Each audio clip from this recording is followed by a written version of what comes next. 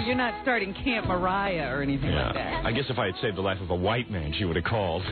You know she's starting a camp? She calls it Camp Mariah. Yeah, I go to that camp. What is that? Gary, easy. I got it. Just sit down. You're annoying me. You're destroying everything. Yeah, you're destroying everything. He's leaving. Good. Just leave. Oh, yeah. I'm walking down the street yesterday. What are you doing all this walking for now? You're taking tours of the city? Well, now that I'm a hero, yeah.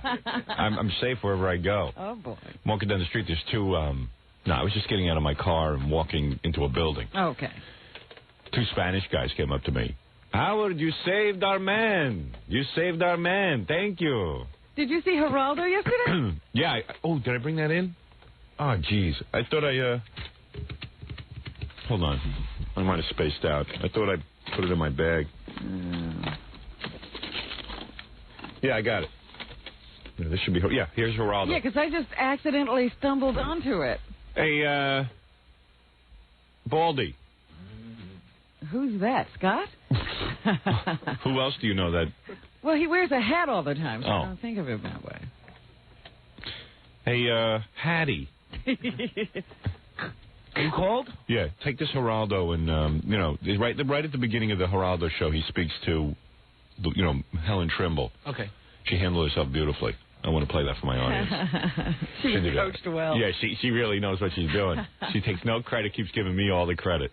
It was Howard who was the real hero. Right. Oh, yeah. Even Geraldo wanted to puke. I know. He seemed to have trouble with the idea that you might be a hero. Yeah, I know. This is real funny. We'll play it for you. So much to do today. We got, we have tons of things from all week that we didn't even get to because I'm now a hero. And that took precedent over everything else. Yeah, wiped everything off the slate. First of all, now that I'm a hero... Where's my music? Yeah, maybe I'll use something else. What's that? I don't know. I know it has something to do with a hero, though. Oh, I know what this is. I need a hero. Oh. I'm not familiar with this one. Flashdance. Yeah, Flashdance. We're reaching back, folks. There you go, hero music. I don't have time for that. Do, do, do.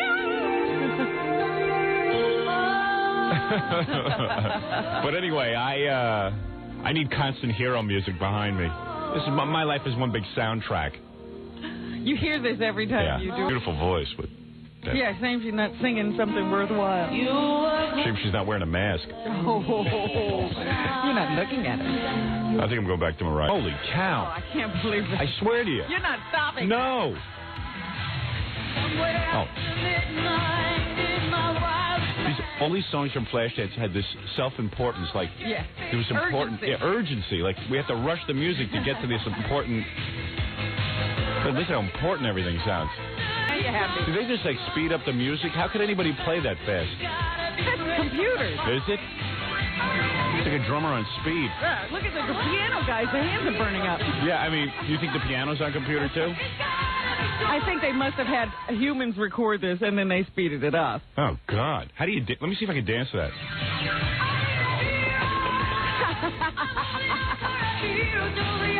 Wow, that's tough. And that was a dance movie. Yeah.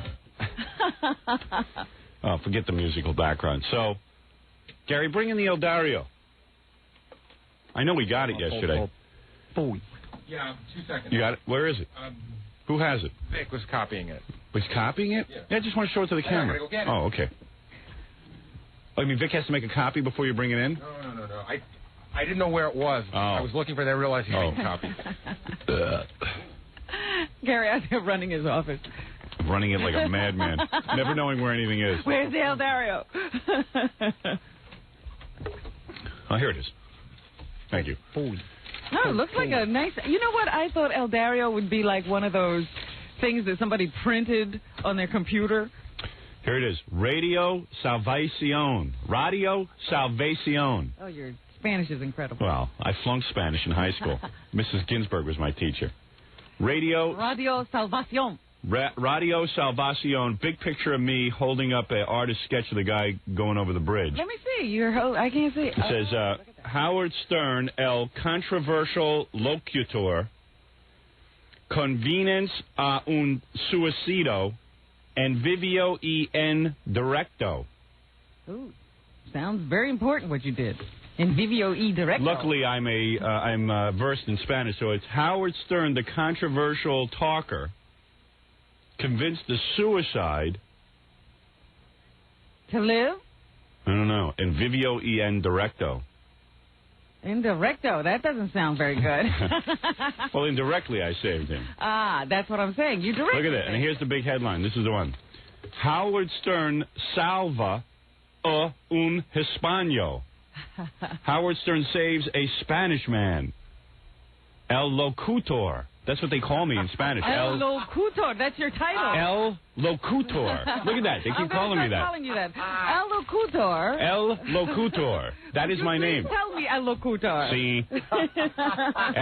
Look at this. El Locutor. That's what this, I am a hero in the Spanish community, and they call me El Locutor. There's El Dario, and there's El Locutor. Now that explains everything, because when I was walking on the street and I ran into those two Hispanic guys, they were like, El Locutor, El Locutor. Oh. That's what they call me now. Really? That's your name in the Spanish the talker. That's great. The saver of lives. El Locutor evita que se suicide mediante una conversazione telefonioso. Oh, boy. That always feels like a made-up language, doesn't it? It's like they take American words and put endings on them. Un hombre que llamo a la personalidad radial Howard Stern con un teléfono celular. Y amenzo, amazingly, con lanzarse desde el puente Washington. What does that say? I don't know. I don't know that it says anything. I think that was about the Washington Bridge. Yeah.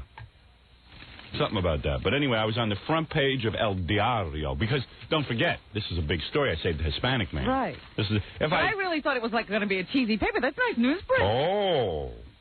Oh, yeah. Picture in color. You think in stereotypes, my dear. Oh, no. Spanish have beautiful. I think it was very big paper. What's the matter, Robin? Can't believe the Spanish can afford a nice newspaper?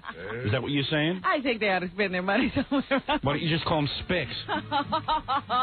Howard Stern. Yeah, you really are the El Locutor. Howard Stern saves un Spic. Un Spic hombre. Hey, man. I love the Spanish. Well, you learned their language. 5 years I couldn't master that stupid language. Now, I don't know. You said there was a girl who went to school with you. She speaks it fluently now. Yeah.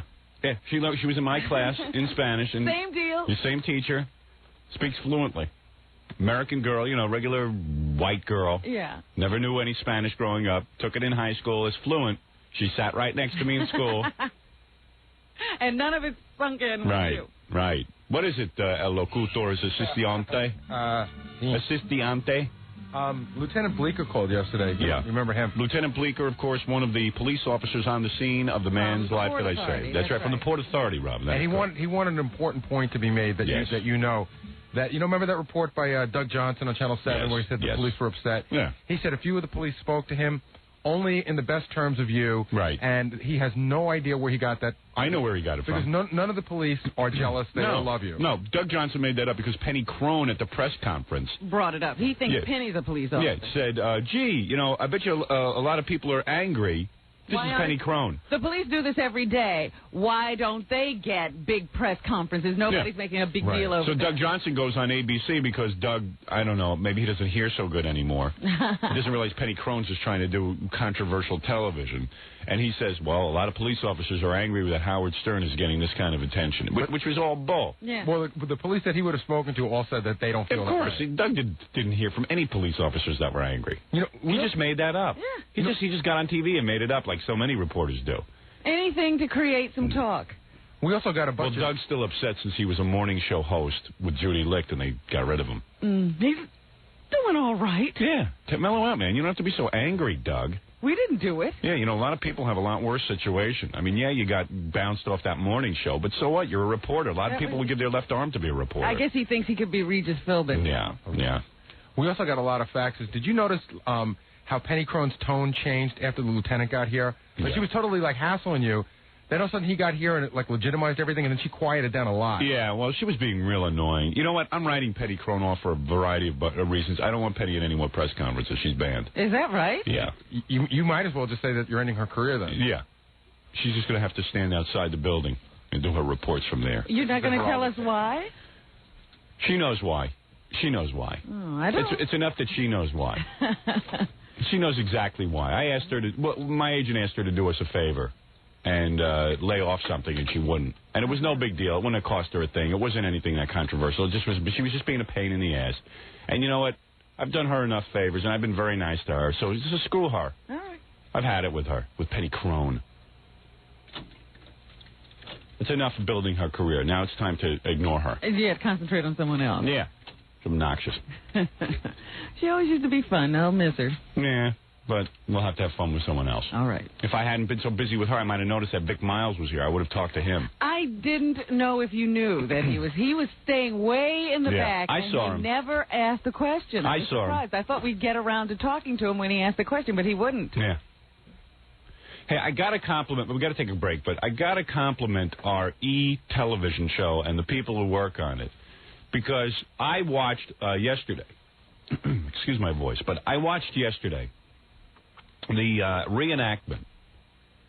I don't know if you saw it. No, I still have not. The show where we reenact the guy jumping from the bridge.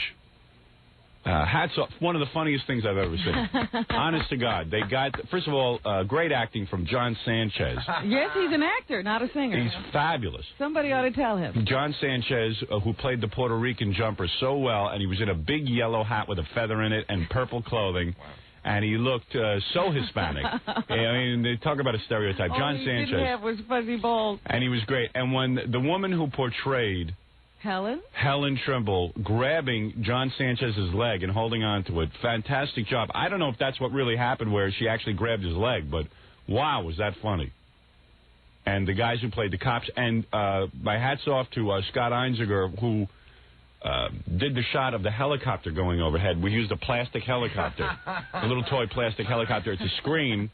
And Ralph swears to me that the police car that pulls up was a plastic police car. Totally fooled me. I thought it was a real police car, unless he's pulling my leg. Are you pulling my leg, you dim-witted nitwit? Because fabulous job. Was that police car plastic? Yeah, it was. We just no kid. Don't block my camera. I'll throw you right out of here. Thank you. Just like forced it perspective and put it like the cars behind it. Wow. Just rolled it across. No kidding. And what's really funny, that the car in the helicopter, that lady, she asked for them. Scott, don't block my camera, please. Yeah, you should know better, Scott. Yeah. What? The helicopter in the car, we gave him to the lady who was hanging out to John because she wanted him for her kids. Fantastic. Fantastic. That was her pay. She got a couple of toys. Yeah, well, we don't have much of a budget on this show. Not a high budget. But I got to tell you, one of the funniest shows. And the way you cut to it, the way our own Robin cut to the, to the back and forth to the reenactment, fabulous. Just the right amount, back to us in the studio. Beautiful job. Beautiful. Funny as can be. Best show yet. Oh, better than Pat Cooper. That was right up there. I would say we've had an interesting 2 weeks of television. Yeah. Which was real funny. What you don't see on the film is where we shot it. There were like these guys shooting up in the, really? Oh, dear. No kidding. It was pretty frightening. Very good. You didn't get them? Oh. No. All right, guys. Thank you. Got us. Scott, I'd have you talk, but you don't know how to grab a microphone. You and Ralph are like two retards. Or headphones. He just sits there. No, just sits there. He just came in, sat down, and said nothing. Just wanted to see the show live, I guess. Yeah, and Ralph doesn't know to push one microphone over and grab another. It's a disaster. I've got media illiterates. Well, let's just say the studio is not set up properly either. Well, it should be easier for people to get on the air. Good point. Well, anyway, let me take a break because we're talking way too much and not playing commercials. We've been blowing them off. Let me take a break. Aren't people here for the commercials? Yeah, people have been waiting for the commercials patiently. So let's take a break. We'll be back right after these short words. By the way, tonight on the TV show, they'll be airing the press conference that we had.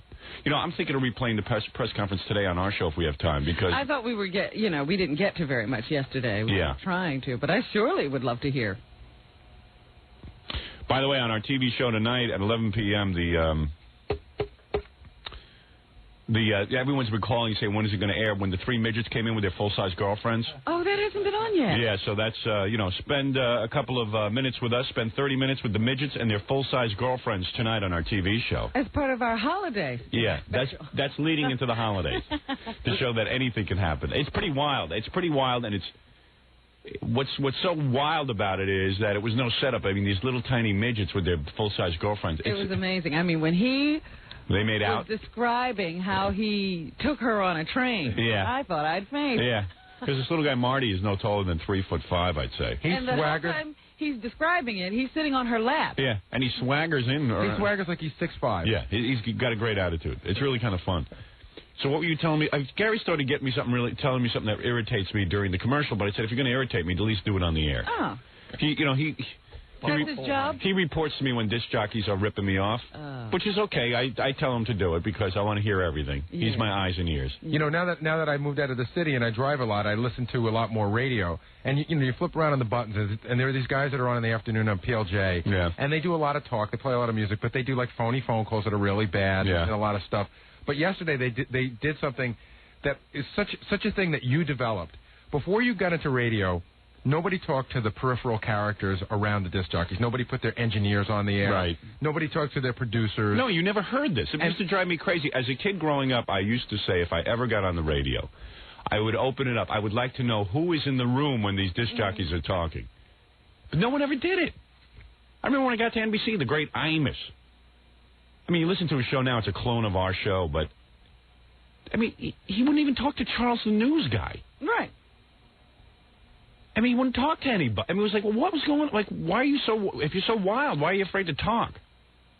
Yeah. Well, the thing that you really, really developed that just has your imprint on it is putting interns on the air. No one ever put interns on the air. Yeah, I know.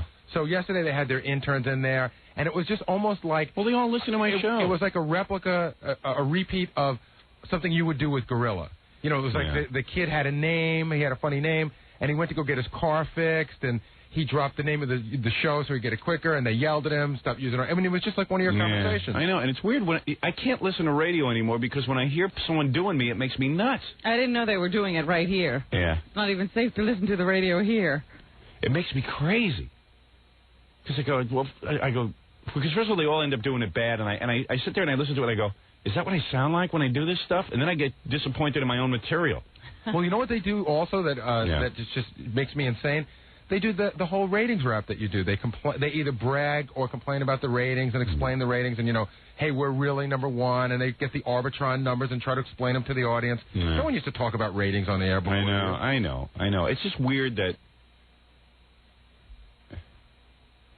I don't know exactly what I want out of life, but it's something. It just bothers me then when I read like David Hinckley in the Daily News talking about what a skunk I am and how I suck. And how I'm started it all. Yeah, it just makes me nuts. It makes me crazy, and I don't understand it, and I guess I need that. I need to be recognized for what I've done. And I admit that on the scale of accomplishments in the world. You're not Louis Pasteur. Yeah, I'm not Louis Pasteur, but I did something. I'm not sure what you would describe what I've done. And I catch all the crap, too. It's like everybody's language is opened up on the air where they talk more normal and they talk like regular people and no one's worried about disc jockey voices. And then, I don't know, I was reading something where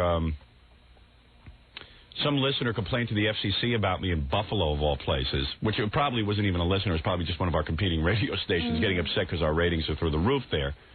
And, right away, that one FCC commissioner was, like, screaming, let's get Stern. He hadn't even heard the complaint yet. If Stern, this is what the guy said in the paper. He goes, if Stern has said something again, then we must hold hearings to get all the licenses taken away from Infinity Broadcasting. I mean, the guy is completely out of his mind about me. And one of the other commissioners just said, I just wish you'd shut up already. This is what he said in public. I wish you would shut up already. Because it's embarrassing. The guy's on such a rampage over me. Does he read those, the results of court cases that have been filed that are similar to the situation we have with the FCC? Does that commissioner get informed as to how many cases they're losing on this same issue? Well, no, here's the problem. Infinity, who we work for, has already said to the government, wait a second. Why is this going on for years and years and years, and no one's allowing us to go to court over it? Mm-hmm. It's just this endless appeals. We want to go to court over it just because the whole thing would be thrown out. It's ludicrous. Right. It's free speech in this country, and yes, the founding fathers never specified radio because radio hadn't been invented. But I mean, it's just like it's a joke already. And the thing is, nobody's ever proved that the word penis is harmful to children or anyone else. The airwaves are littered. I'm watching Mad About You. They're talking about penis and about how Paul Reiser can't get it up or something. And having sex. Yeah, I mean, what is this? Who are you kidding? How can you still just go after me selectively and make it an issue about me? It's a joke. There should be some way that you can attack that commissioner, but the government's protected. Yeah, I mean, I can't go sue him for selectively going out and trying to ruin my career because he's part of the FCC. You can't sue a member of the government, which is bull. I can make a real good case that this guy's just got a huge heart-on for me. It's just, 80-year-old guy. But you didn't answer my question. There's been case after case after case that is very similar, and the courts have always thrown it out. Yeah, well, but he continues to press on. You just can't win against the government. This is what I've said. You cannot win. So I've chosen to ignore it on the air. I don't even talk about it. But yesterday I got so steamed when I read this. I just said, this is an outrage. This is sick. The government's just... And where is Bill Clinton? I don't know. No one can be more supportive. This is his government now. He's not taking care of it. Yeah, I mean, I've been pretty damn supportive of the guy, and I happen to think Clinton's got a real good heart, and I think it's in the right place, and I think he's a hard-working president. And I'm not just saying that... This is also wrong, and it's a part of the government which he is supposed to be running. Yeah. There's a man there out of control, and no one's doing anything about it. Yeah, and it's starting to tick me off. You wonder how many other agencies where there are guys that are just out of control. You just don't know about it. Yeah. What other disc jockeys are ripping me off, Baba Booey? You know what? I don't want to hear. No. It makes me nuts. I do want to make a point about one thing. You know that woman that does she does a love phone sex show at night on one of the stations? Those shows are so incredibly graphic. Yeah. And they allow that's weird. And it's all teenagers calling in. You don't hear teenagers on my show. There is not one person that calls that show that's over 18 years old. I know. It's a joke. And they're talking about every kind of They're talking about anal sex. They're talking about, and the FCC says it's okay because it's on at night. Are you kidding me? Don't you, if anyone from the FCC actually knew anything about radio and actually looked at a ratings book, they'd see that the only people who listen to radio at night, and this has been a problem for adult radio stations, the only people who listen to radio at night are teenagers. They get home and they listen to music stations. It is ludicrous to believe that there are unattended teenagers listening from 6 to 10 in the morning. Right, when everyone's home. It's the only time parents are home. That's what we used to do. We used to go get the radio at night, go to our room, and listen to it alone. Yeah, think back to your own youth. That's when I listened to radio. I couldn't listen in the morning unattended. My parents were listening for weather reports. I was busy. My mother was busy getting me ready for school. Yeah, we wanted to know what the weather was going to be like and if school was open. They had a girl on one night. She called up and she says, I'm 12 years old. I'm a junior in high school. Yeah. Was it 16 or 17? And she started to go into this whole thing about how it's really painful when she has sex with her boyfriend, but cracking all these jokes to the 17-year-old about what she can do and can't do sexually. Yeah. And the government's going to tell me that's okay because it's on at 11 o'clock at night? It starts at 10. At 10? You're telling me teenagers aren't listening to that? Come on. And you know what? I have no problem with teenagers listening to that. That's okay with me. I don't think sex is such a horrible subject for anyone, because we're all going to end up doing it, and we all know we got penises, and we all know we got vaginas, and it's just, nobody's been able to stop it yet. Yeah, and I think it would probably be a lot healthier if we were just real open about everything. But, what can I tell you? We have the worst pregnancy rate of any teenage pregnancy rate of any industrialized country. Everywhere else where, they show breasts on TV and people talk openly about sex, they don't have these problems. Yeah, I mean, we're screwing around like rabbits from the time we're 12 in this country. But we pretend we aren't. Yeah. Yeah, it's just weird, and every time I get into the irony of this and how stupid the whole thing is, because you're talking about sex. You're not talking about murder or violence. You're talking about sex. It's just a goof. It's just a total joke. It is one big plot aimed at getting me. And if you don't think that's true, check out what the guy from the FCC said yesterday. We have to get... The guy hadn't even read what the complaint was. And he doesn't care. He goes, we have to hold hearings to take away all the stations from this company. Can you imagine? Another complaint letter. A complaint letter. A complaint. Which, by the way, when you complain to the FCC, you don't have to include your address or who you are. And it's been clear to us that it's other radio stations sending this stuff in. I've had listeners carbon copy me who have sent in similar things about Oprah or other shows, even on the radio shows. And they just reject them. And they're just rejected. They get these rejection letters back. They will never take on Oprah. They will never take on any of these shows because they would be laughed out of town. It's just me.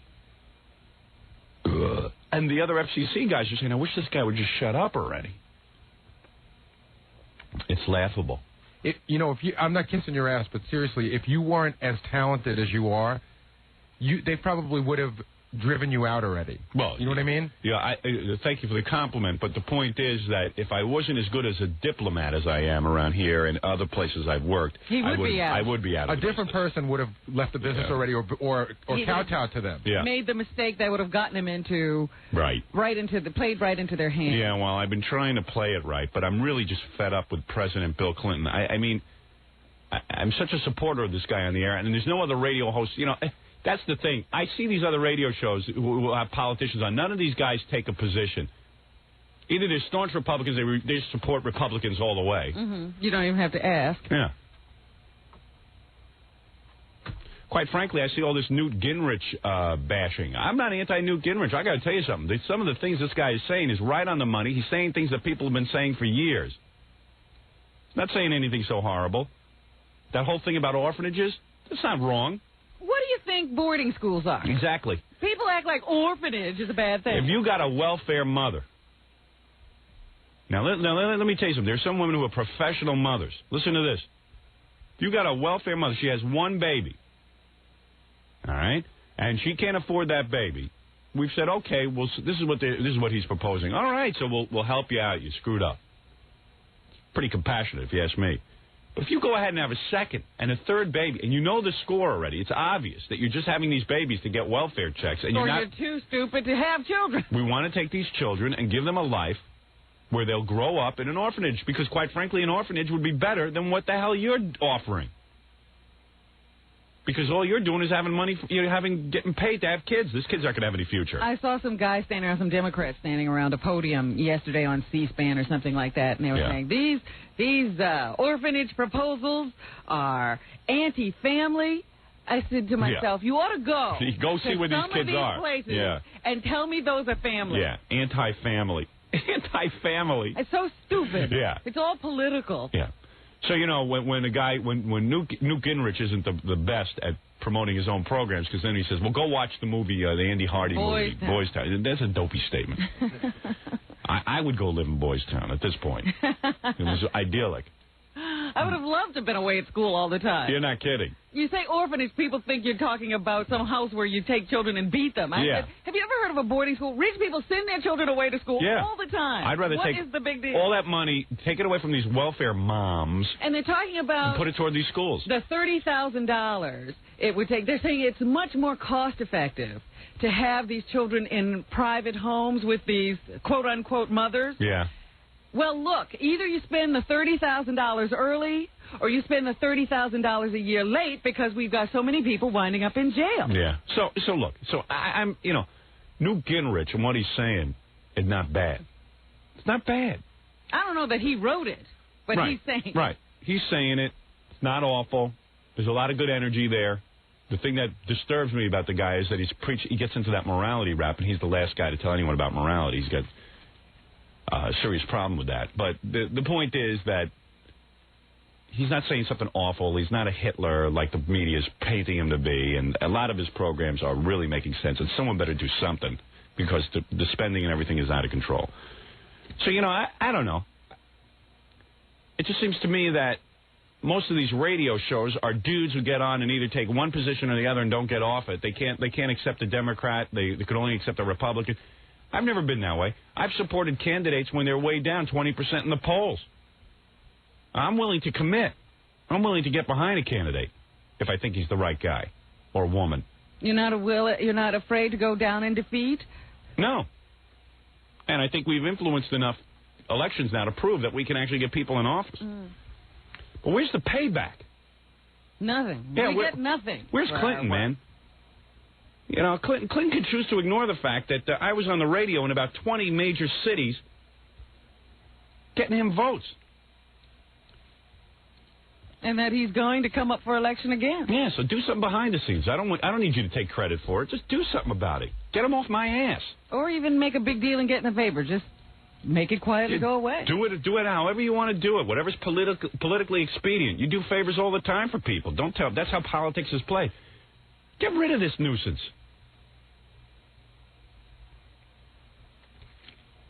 do it. Just get it done. Stop with the nonsense.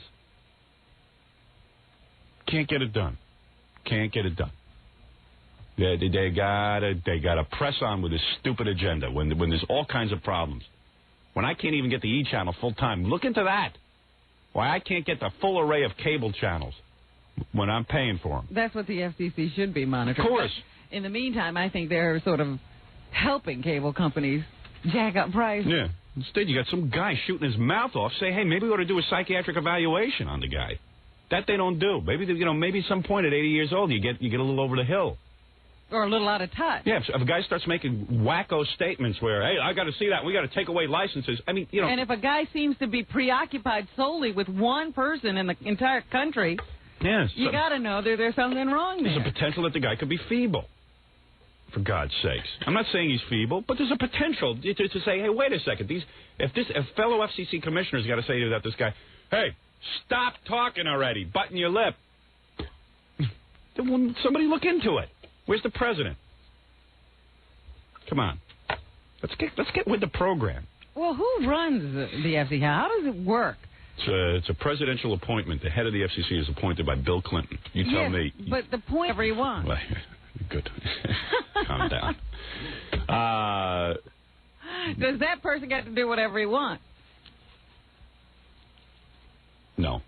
The head of the FCC is directed by Bill Clinton. No, I don't care who picks him. I told you the head of the FCC directs the agenda of the FCC. Then why do we still have a problem? That's what I'm asking. That's the question. That's the question. Why do we have a problem? We shouldn't anymore. And Clinton knows about this. Roger has mentioned it to his brother. I mean, people have said things to Bill Clinton. He knows about this. We have huge amount of audience in Washington. He must have heard something. Yeah, believe me. There's lots of guys listening to this show who actually see Bill Clinton every day and have said something to him. Get off your ass and do something, man. Because you're not going to have me in your corner in 1996.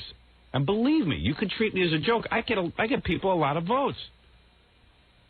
It's not like he's riding high in the polls. You want to check out why Governor Pataki won? Take a look. This is the kind of stuff I look at when I'm off the air. I took a look at how Pataki won. It was the men who listened to our radio show, the age group, the exact age group that never turns out to vote, all turned out to vote for him. They got riled up. That's all that did it. That's the only thing that did it. Take a look at it. If you don't think the Republican Party is not aware of this, they are very aware of this. After the election, they go home and they look, who voted for us? How come we won? How come we lost all the time? Why all of a sudden did we win this election? Cuomo looked like a shoo-in. Well, they took a look at it. And what it turned out was that men 18 to 25 for the first time turned out in droves and voted Republican for Pataki. And we're in not only New York City. Yeah, we're in Rochester. We're in Buffalo. We're in Albany. And for the first time, these guys turned out to vote. And 2 weeks before we threw our endorsement and started campaigning heavy for the guy, they weren't voting. Yeah. So why did they come out all of a sudden? Anyway, so that's it. Enough of my problems. We have plenty to get to. I got to take some phone calls. I'm thinking of replaying the press conference that we had the other day on the air. That's right. We forget you're a hero. I know. I'm a hero. Forget about everything. I'm a hero. I'm a hero, damn it. Let's take a break, and we'll be back right after these words. We don't know how to thank you. Howard Stern is a hero. He's a star, a superstar. But when a desperate man climbed out on a bridge, Howard saved his Latin ass.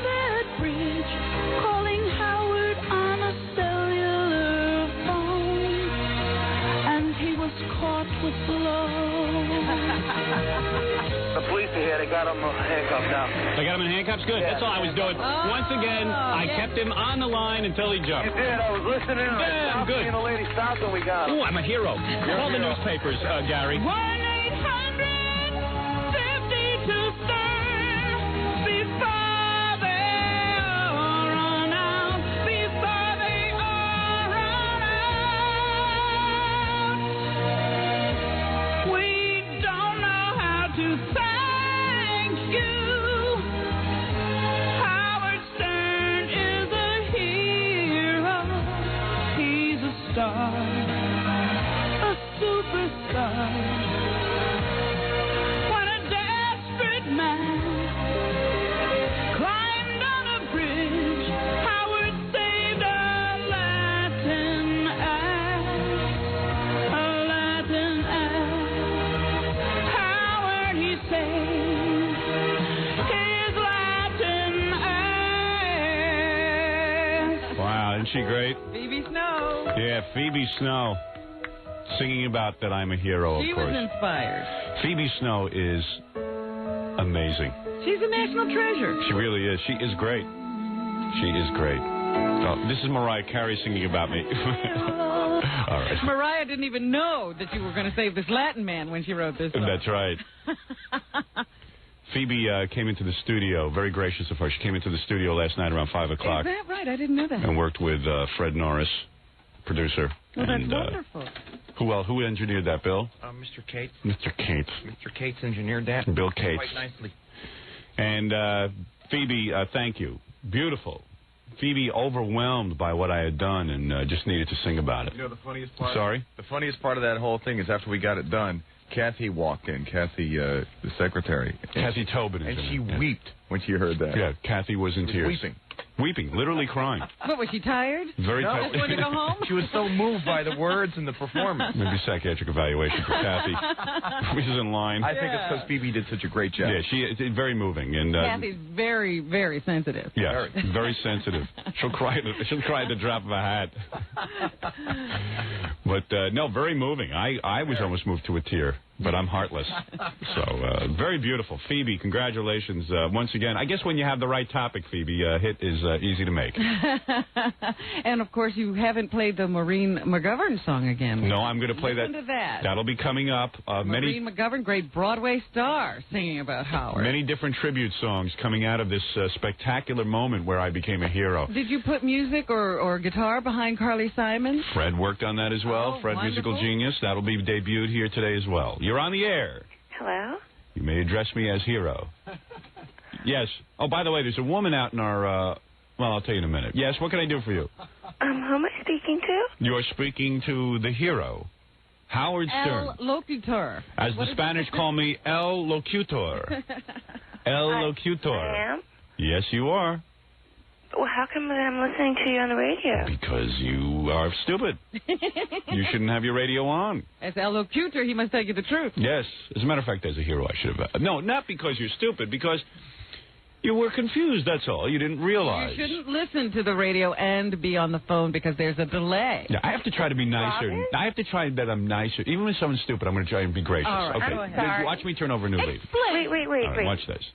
Wait. We'll take How come you sound so tired this morning? Well, why don't we... Well, maybe because I'm saving lives, my dear... Oh. Well, that's probably because I... Howard, you don't know when to stop. You know, you really just go on and on. Yeah, well, maybe you're just a little bitch who doesn't know a damn thing about radio and doesn't know what people want to hear, and maybe I do. Well, I mean, how can you treat me like that? Why don't you go jump off a bridge? Why don't you jump off a bridge? Why don't you take your ugly face and go right off into the water? Don't tell me what my audience wants to hear. What and you want to know is he something? tired of your talking about being a hero? But I want to know how come your wife doesn't do anything with herself? Like, your relationship is so lopsided. I mean, you're Howard Stern, and what does she do? What do you do? Tell me what you do. Let me hear what you do. Well, I'm a student. Oh, you're a student. Yes. So have you ever worked? Yes, I'm working now. Oh, what do you do? Let me hear what you do. Market research. What? Market research. Yeah, well, let me tell you something. Let me ask you something. You think what you do is important? Well, I try. You think raising 3 children is important? Yes, I Oh, you do? You think that's important work? Is she? Well, I don't Excuse even me. understand what she's saying. She's just trying to get me going. I This see. little bitch who hasn't lived, who probably hasn't gotten laid her entire life. Of course I have. No, you haven't. Excuse me. Well, what do you want my wife to do? Why is it your business? I read your line. It's just, I just want you to be happy. That's all. Excuse me. What do you think my wife should do? Let me hear. You sound like her friends. What do you think my wife should do? Tell me what you think was more important than raising my 3 children. Well, I don't know. I mean, what do wives do? They do all these charity things. Oh, you want my wife to do charity work? Yeah. I see these women. Supposed to be Deandra Douglas. Yeah. I see that marriage is so great. Let me tell you something, well, I'm sure darling. you're better than Michael Douglas. If you've ever had 3 children, which you haven't, because probably God won't even bless you with eggs that work. But I'm going to tell you, hopefully he hasn't blessed you with eggs that work. Hopefully your eggs are atubal. Yeah, hopefully that your eggs will get caught in that atopic pregnancy and it will kill you. Come on, that's not nice. Oh, you're a murderous fiend. You're a jealous woman. Judging my wife. Let me tell you something. I think you need somebody listening to your show on the outside that doesn't know you and, like, giving you advice about... Oh, would that be like you? you? Yeah. Well, let me ask you something. If I'm the highest-rated personality in the country, if I am the most successful, my books, everything else, why do you feel that I should take advice from someone who hasn't accomplished these things? Because I think you could just be a little bit better. I mean, have you proved to anybody that it's not just a fluke, that you weren't just the guy that like, did this, and that there couldn't be just someone to come along and replace you? Stupid ass, you haven't even worked for a living and yet. And in market research. Let me tell you something. I have been doing this for 20 years now without anybody telling me what to do. 20 years? Yeah, 20 years. 20 years ago, I was in college, sitting there on my fat ass like you. If you keep saying that, you're going to be like that guy you were just complaining about. Who? That's from the FCC. I mean... Honey, let me just tell you something. I couldn't give a rat's ass what you think. I hate all you little bitches in college. I met all you college bitches who don't know anything. And you're going to grow up to be a bitter woman who never does anything with her life. Everything. When you're an old man, you're going to be there on the FCC telling people what to do. Oh, I'm going to be on the FCC when I'm an old man? Yeah, there's going to be a young Howard Stern, and you're going to be jealous. Yeah, I'm going to be jealous. That's the kind of guy I am. I'm going to sit there and be on the FCC and tell people not to talk on the radio. That's just what I want for my future. Well, you are a nitwit. You end up like Ronald Reagan. Yeah, what's wrong with ending up like Ronald Reagan? Well, he has Alzheimer's. Hey, he's Alzheimer's. Well, let me tell you something, honey. She knows how to prevent this? Yeah, she knows how to prevent Alzheimer's. If I somehow get an outside advisor, I won't get Alzheimer's. Oh, boy. You are so foolish. What college do you go to? What college do you go to? Tell me what college you go to. Everything that you do. What college do you go to? Robin is the only person that tells you when... What college do you go to? The only thing is she's been around you so long that sometimes... I don't know anything either anymore. Right. Yeah. What college do you go to? You want to take my job? Well, how come you're listening? No, I couldn't take your job. I wouldn't know what to do with all that money. But I really would just love to be able to... What college do you go to? I told you already. You didn't tell me the college. BMCC. What? BMCC. BMCC, Bowel Movement College? No, Borough of Manhattan Community College. Oh, you're an idiot. No, I'm not. You're a frigging idiot. You know the borough of... You know what you need to... Manhattan Community College? What do you need to get into that college, Robin? You want to know what you need? A driver's license. Well, I'm going to go into City College afterwards. Oh, boy, that's hard. Boy, you really challenge yourself. My best friend is Estee Lauder's grandniece. Yeah, big deal. How stupid must you be to go to that college? Well, I don't know, but her boyfriend is in Hollywood, and I'm going to be an actress. Yeah, you're not going to be anything. So, I mean... You're a pig. I'm going to walk up to you and say, like, Howard, hi. Yeah, no, you're not going anywhere. You are not going anywhere. I can see you're stupid. Why doesn't she come in here, Miss Actress, and I'd let love her to. see her? Come down here and act. Where are you? You live in Manhattan? Yeah. All right, get over here. I'm at 600 Madison Avenue. Come over right now. All right. And come over here. I'll do a scene with you. I want to see how you act. A scene? Yeah, I'm going to do a scene, an acting scene. I want to see you act. You mean on the radio? Yeah. Even an improv, whatever you want. Okay, but I'd love it if you could mold me, Howard. Yeah, I'm going to mold you. I mean, really, I'm young enough for you to mold me. I got to tell you something. How old are you, 19? No, I'm older than that. All right. Let me just say something to you. You sound dopey. You're all over the place. You bring up topics. I know. I really need to. And you don't say you don't say anything bright. You brought up my wife. You see, isn't there something important your wife should be doing? No. You brought up my wife, and you said, isn't there something important your wife should be doing? What is more important than a woman raising 3 children? You are the enemy of all women. All women are confused. I'm going to tell you why women are confused. Well, I'm really happy that she's put up with you. Oh, shut up. Today's woman is so confused because you've got on one side other women criticizing them and saying, oh, you just stay home? You mean you just raise your kids? And the other ones are trying to do everything, and they are all run down. Why are you going on about this? What did I do to give you that impression? Because you make me ill.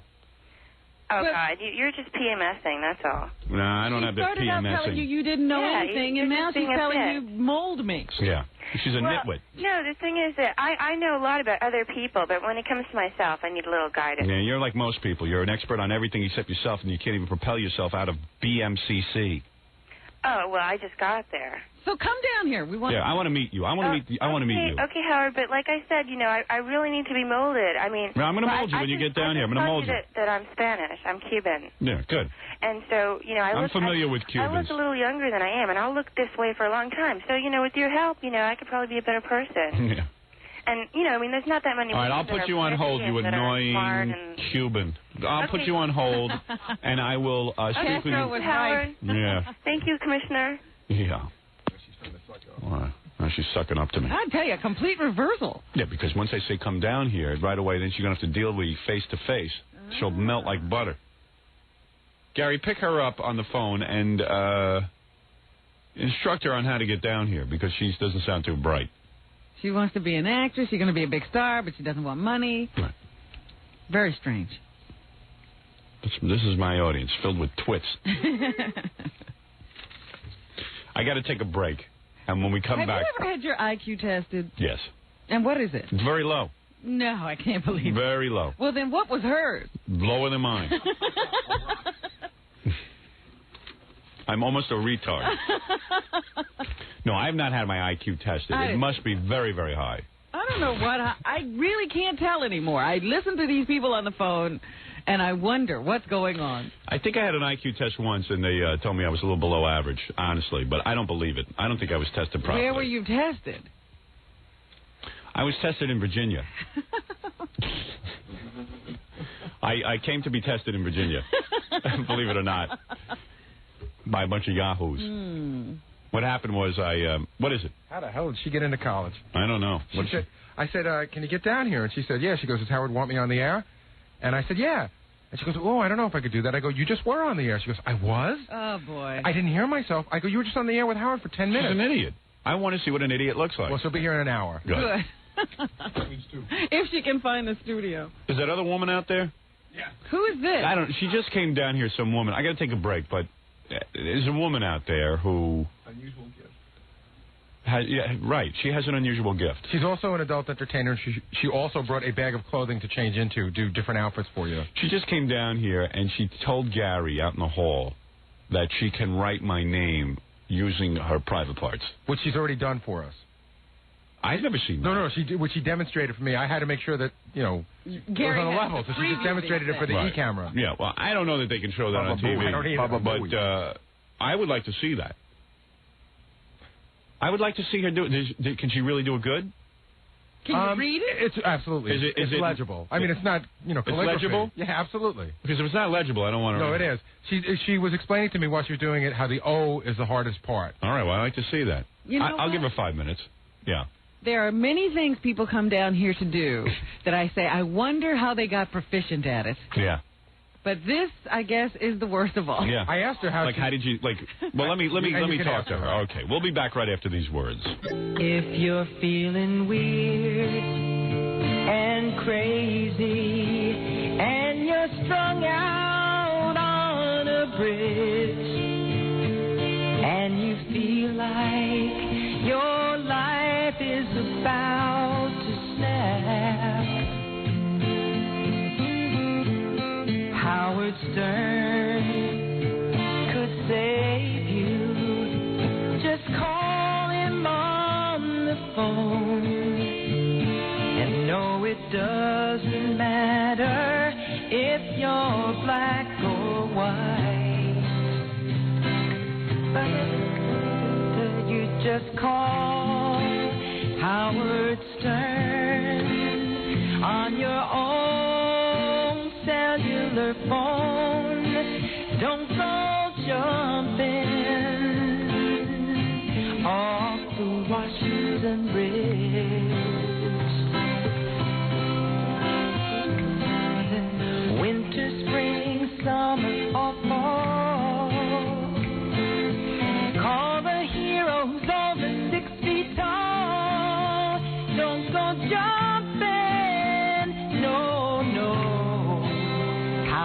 your friend? How was your friend? Here's a TV star and an author. He's about to make a film, and he saves human lives in his spare time.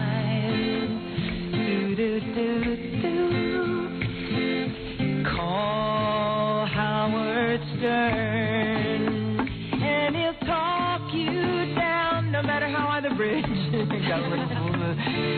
Just the kind of guy that our Howard is. Just call Howard Stern. Join in with me. Yes. On your own cellular phone. Don't go jumping, no, off the Washington Bridge.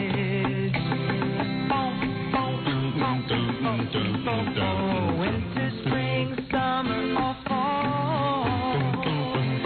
Call the hero who's 6 feet tall. Don't go jumping. Howard's your friend. Howard's your friend. Yeah. Oh, Howard's your friend. See? I am a hero, aren't I, Robin? There you go. Wow, Robin. I think you ought to add that, too. What, the bongo? Yeah. I was just putting that in. You like that? Yeah. You know, I'm a professional bongo player. We'll layer this thing until it's got full production. Yeah, right. Miss Carly Simon singing to your hero. Yes. Yeah. You know what? What? I just feel bad for all the jumpers before who didn't know about this show. Who could have called? I'm not didn't taking. have a cellular phone. By the way, let me just announce my own retirement. I am not taking any more calls from jumpers because this thing. I just had a nightmare. You know, I've been talking about this with a lot of people. Now think about it. I'm on the phone. I was using my technique to save the guy. Let's say the guy didn't go for it and he jumped. Okay, he jumped and he died. Okay, the whole thing would have been different. Right away, it would have been. Howard Stern doesn't know what he's doing. He should have immediately called someone else. Like I would have had time to do that. How big could they put the word scum in headline letters? Yeah. With your it could have picture? just gone Murderer. Murderer. Family says, we are hiring an attorney. Howard Stern, kill him. Meanwhile, the guy was suicidal his whole life. They could have saved him, but no. No, they're going to go after me. So just because of that. Yeah. Other well, that's our people society. Won't get the benefit I'm going to tell you of something. your expertise. As a hero, I must tell you something. You have to think twice before you're a hero in our society because the thieves, the sharks, the attorneys, that's who I'm talking about, the scum of our society, sit there and they wait for things like this to happen. And if you put it, let's say you see a guy. You're still looking at this case to see how. Yeah, they will find something. I am telling you that this is our society. It is litigious, and it is from these animals who went to law school. Their mommies told them they were going to be something, and they went to law school. They went to some mediocre law school, and they got, I don't know, they got out of school, and suddenly the job, they thought they were going to be making $100,000 a year. They were making $12,000, and now they had to scramble and figure out cases. And I am telling you, if you are a man walking down the street, and you see somebody choking on their own vomit, and you went and you picked the guy's head up or you tried to assist him in some way, they would figure out, these sharks, that you killed the guy. Even though the guy might have been an alcoholic, he was abusive, his family used to beat him. So you want to be the only hero. You're encouraging everyone else. I am encouraging you not to get involved. I must have been insane when I picked up that phone. Thank you. What did you want to tell me? Why were you sitting here? I forget, Gary. There was something you had to tell me, wasn't there? Well, there's a girl out there. Yeah. You want to take 5 minutes on this? We got plenty to get to, but I'm not particularly intrigued. I'm intrigued. Have I met Bambi before? Yes, you have. Where did I meet Bambi? She was here about a year ago. She went to her high school reunion, upstate New York. She's from California. She's cute. Cute. Stripper? Yeah. Adult entertainer, sure. Yeah. Adult. Exotic dancer. Let me see this new act she's working on. Hurry up. I'll give her 5 minutes. Is she young? Or has she been doing this a long time? Well, I don't think someone could be that young with a talent like this. I think you have to have years to develop it. She claims she can write my name using her private area. Her most intimate of writing utensils. Why? With 2 good hands. Yeah. You have 2 hands. Oh, Bambi, yes. How could I forget you? Oh, sweetheart. You know who you look like? You just... Have a seat. You know who you look like? You look like, somebody famous you look like. How you doing? Fine, thank you. Talented girl. I don't know. How long did it take you to develop this? And what occurred to you? I mean, you have two beautiful hands that can write. What happened? A friend suggested that I try this. He wanted me to try to get on the New Year's Eve special, so he told me about it a year ago. I got it the first time. But you were able to do it right away? Yeah. Wow. So it was a hidden talent. What'd you get, a belly button ring? Yeah, it's Super. still healing. Yes, very nice. Thank you. Very nice. All exotic dancers should have that. A lot of them do. What happened to you? I haven't heard from you in a while. I tried calling. Do you remember her? Of course. Like it was yesterday. Did I actually meet you before? You met me a year ago. My hair was short. I had my glasses on. You thought I was trying to look intelligent. You said I looked like Daryl Hannah with an eating disorder. Yeah, you looked at... Oh, very good. Did I say that? Yes, you did. I was very... You know, that was before I was a hero. I've changed. No, that's okay. Yes. I know the women you like, though. I'm not as thin as you like them. Yeah, but you're cute. Thank you very much. Yeah. I bought your paperback. I read the hard copy, and then I bought the paperback, and it saved my life. I drove 14 hours to Arizona with my father, and this man that's deaf that kept talking over us, he couldn't, and it was driving me batty, so I read the book. I started ignoring him, read the book. I was going in this guy. Are you someone who reads a lot of books? I read a lot, yes. Yes. Was this one of the best books you've read? It's great. It's funnier the second time. Yeah. Really? It's much better the second time. People tell me it's funnier as a paperback. That they had the hardcover. I don't know. They just enjoy the paper, but reading it as a paperback somehow makes it seem different, lighter. It's a different media. What can I tell you? I mean, it's amazing. It's interesting, the book business.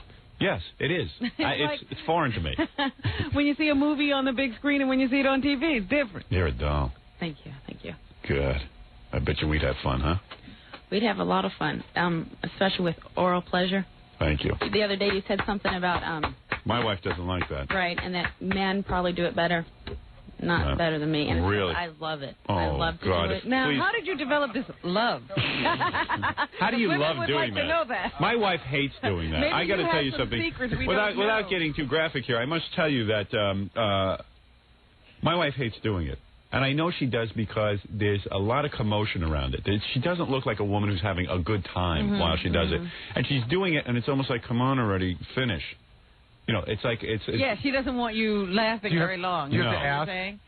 Like, honey, would you do this thing for me? I don't even ask because I don't enjoy it that much. Right. Oh, because you got to understand, when you have a woman who looks like she's ready to vomit, you can't enjoy it. Yeah, I mean, if it was a woman who was like begging you for it. Have you had it where you enjoyed it? Is that you? You would. I could totally do that to you and do nothing else for myself and be satisfied. Really? I just worship the. I would love to marry you. You just love the look of it and everything. I would like you to be my girlfriend. I would like you to be my girlfriend. And I would. I would like you to be my girlfriend. I think my pants just shrunk. Yeah. I would like you to be my girlfriend. I would love to be. And what kind of shoes are you wearing? Let me see. Stand up. I got to look you over. You're turning me on. Look at that. What a nice butt. I can't see your shoes. What kind of shoes are you wearing? See, you know how to dress. You're a girl. You're a girl. Thank you. You're a girl. You got on little shorts. I know your shorts are cut high so I can see your buttocks. Yeah. And you're wearing a little tiny bippy shirt, a belly shirt, to show off your new belly ring. And were those breast implants? No, these are mine. Really? Yeah. Congratulations. Thank you very much. Super. I'm very fond of them. How old are you? I'll be 30 on Christmas Eve. Look fabulous. Thank you. Your hair is cute. Everything's cute. I have a great hairdresser. 10 years I've been with a lady. Super. Give me her name. She knows what to do with hair, huh? She sure does. And you're totally shaved. That's obvious from the outfit you're wearing. I mean, you leave nothing. Actually, I grew just a little. It looks like really a little. Cupid doll. A Cupid doll. It's Super. very cute. I love that. So you love a man, huh? Oh, man, very much. Man, oh man. My friend Milt. Are you clean as a whistle? No AIDS, nothing? Clean as a whistle. Herpes, anything? Sure. How many partners in the last year? 2. 2? I've mellowed down. No kidding. Good. As long as you're clean, I don't care. There's a lot of stuff going on. I can't have that. How do you decide on these 2 partners? Yeah. Well, one I've been seeing, the Milt guy, for about 2 years or so. Right. And off, it's very casual, and we get along real well and everything. This other guy's kind of new, and If I was your boyfriend, you wouldn't tell my wife, would you? Never. You swear? Never. I believe you. I would be so good for you. Really? If I was your wife, you can go on vacation with other women. You can bring them home. You can take me if you want. You do the women thing too? Really? Boy, do you know the answers, honey. Not only do you know how to dress, and not only do you know how to look good, but you know the right answers. Wait, she was just about to address the woman thing. You'll do other women? Okay. I'm a liquid lesbian. If I get drunk, I get very interested. There's nothing wrong with that. A liquid lesbian. I love that term. And I like you. You're fun. I never heard You're that a fun before. girl. I find women attractive, but until I've had a few, I never go that next step. Which is, How many drinks are we looking at? 4? 1. No. One? You need the excuse of alcohol. She needs a glass in her hand. Give her some beer. No. What do you drink, vodka? I actually don't drink anymore. Right. But when I did... You were more fun. I don't know if I was more fun. I was a different kind of fun. Oh, you're a super girl. Super girl. You are a girl. Yeah. This is what every girl should be. Then bring her your daughters, because she's a trade. No. My daughters are different. They're little prudes. They're little goddesses. Right. No, they're different. They're going to change the world. Okay. So, no kidding. Now, so you developed this talent of writing with your private parts. Yeah. Well, how come you didn't? Did she audition for No, and now. You wanted to be on our New Year's show. No, actually. You know, I was actually thinking that since next Friday will be our last show before our vacation, that we should have just picked a new Miss Howard Stern 1994, done it here on the air, and had different girls enter the contest. Why not? Well, because I don't have any money to give them, and I don't have any. You know, it's like we haven't. I'll do it for no money. Really? You'd be Miss Howard Stern 1995? I would love to represent you. Give her the crown. Can I just say something? Give her the stupid crown. She wins already. Who's going to top that talent? Even though we don't have any money to give them, right? If we had adult entertainers or strippers in the contest, think of what that title would add to their money when they go to work. Oh yeah. Well, I didn't even think of that. Say. There are promotional values. Like how much money do you get now to appear in a club? Oh, I work at the same club. I don't go around like a lot of the girls do. I see. Your salary would be tripled, wouldn't it? Probably. Yes. Oh, well, that's an incentive. There you go. Very popular, Howard. Yes. All right. Obviously, you're not wearing any underpants. I have a little G-string on. Ooh, just sexy. I wasn't sure what would happen, so Super. I have it on. I'd love to have sex with you. Boy, we'd have some fun. A lot of fun. What if I dumped you though? Wouldn't she tell my wife you'd be angry and want some sort of? No.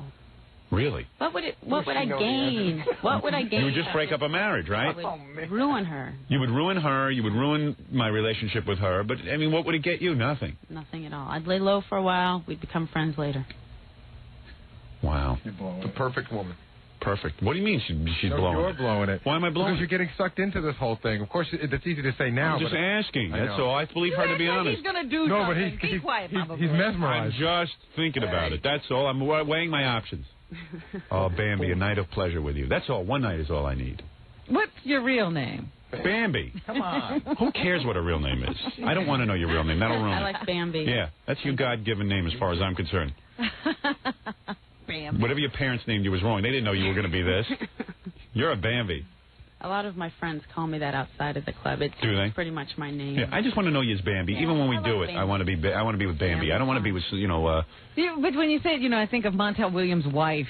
Yeah, there's a lot of Bambis in the strip business. Yeah, there's Bambi Jr. Do you know Bambi Jr.? No, but I heard. Yeah, she's Bambi Jr. Yeah. Bambi and Bambi Jr. Montel Williams' wife is Bambi Jr. and now she's trying to reinvent herself. Montel gets mad if you mentioned that she was Bambi Jr. Right, yeah. But that's why he had her on the show where he met her, because she was Bambi Jr. Yeah, Bambi Jr. If it hadn't been for Bambi Jr., you'd never know. Right. Now he wants her to be a different person. Right. Oh, she's mother. Yeah, but she's not Bambi Jr. anymore. You'll always be Bambi. Always. Super. All right, show me this talent. I'm fascinated by it. Do you mind showing it to me? Not at all. Good. Okay. You want to use the drum? You've got great legs. What is that? What do you want to use? We're going to use.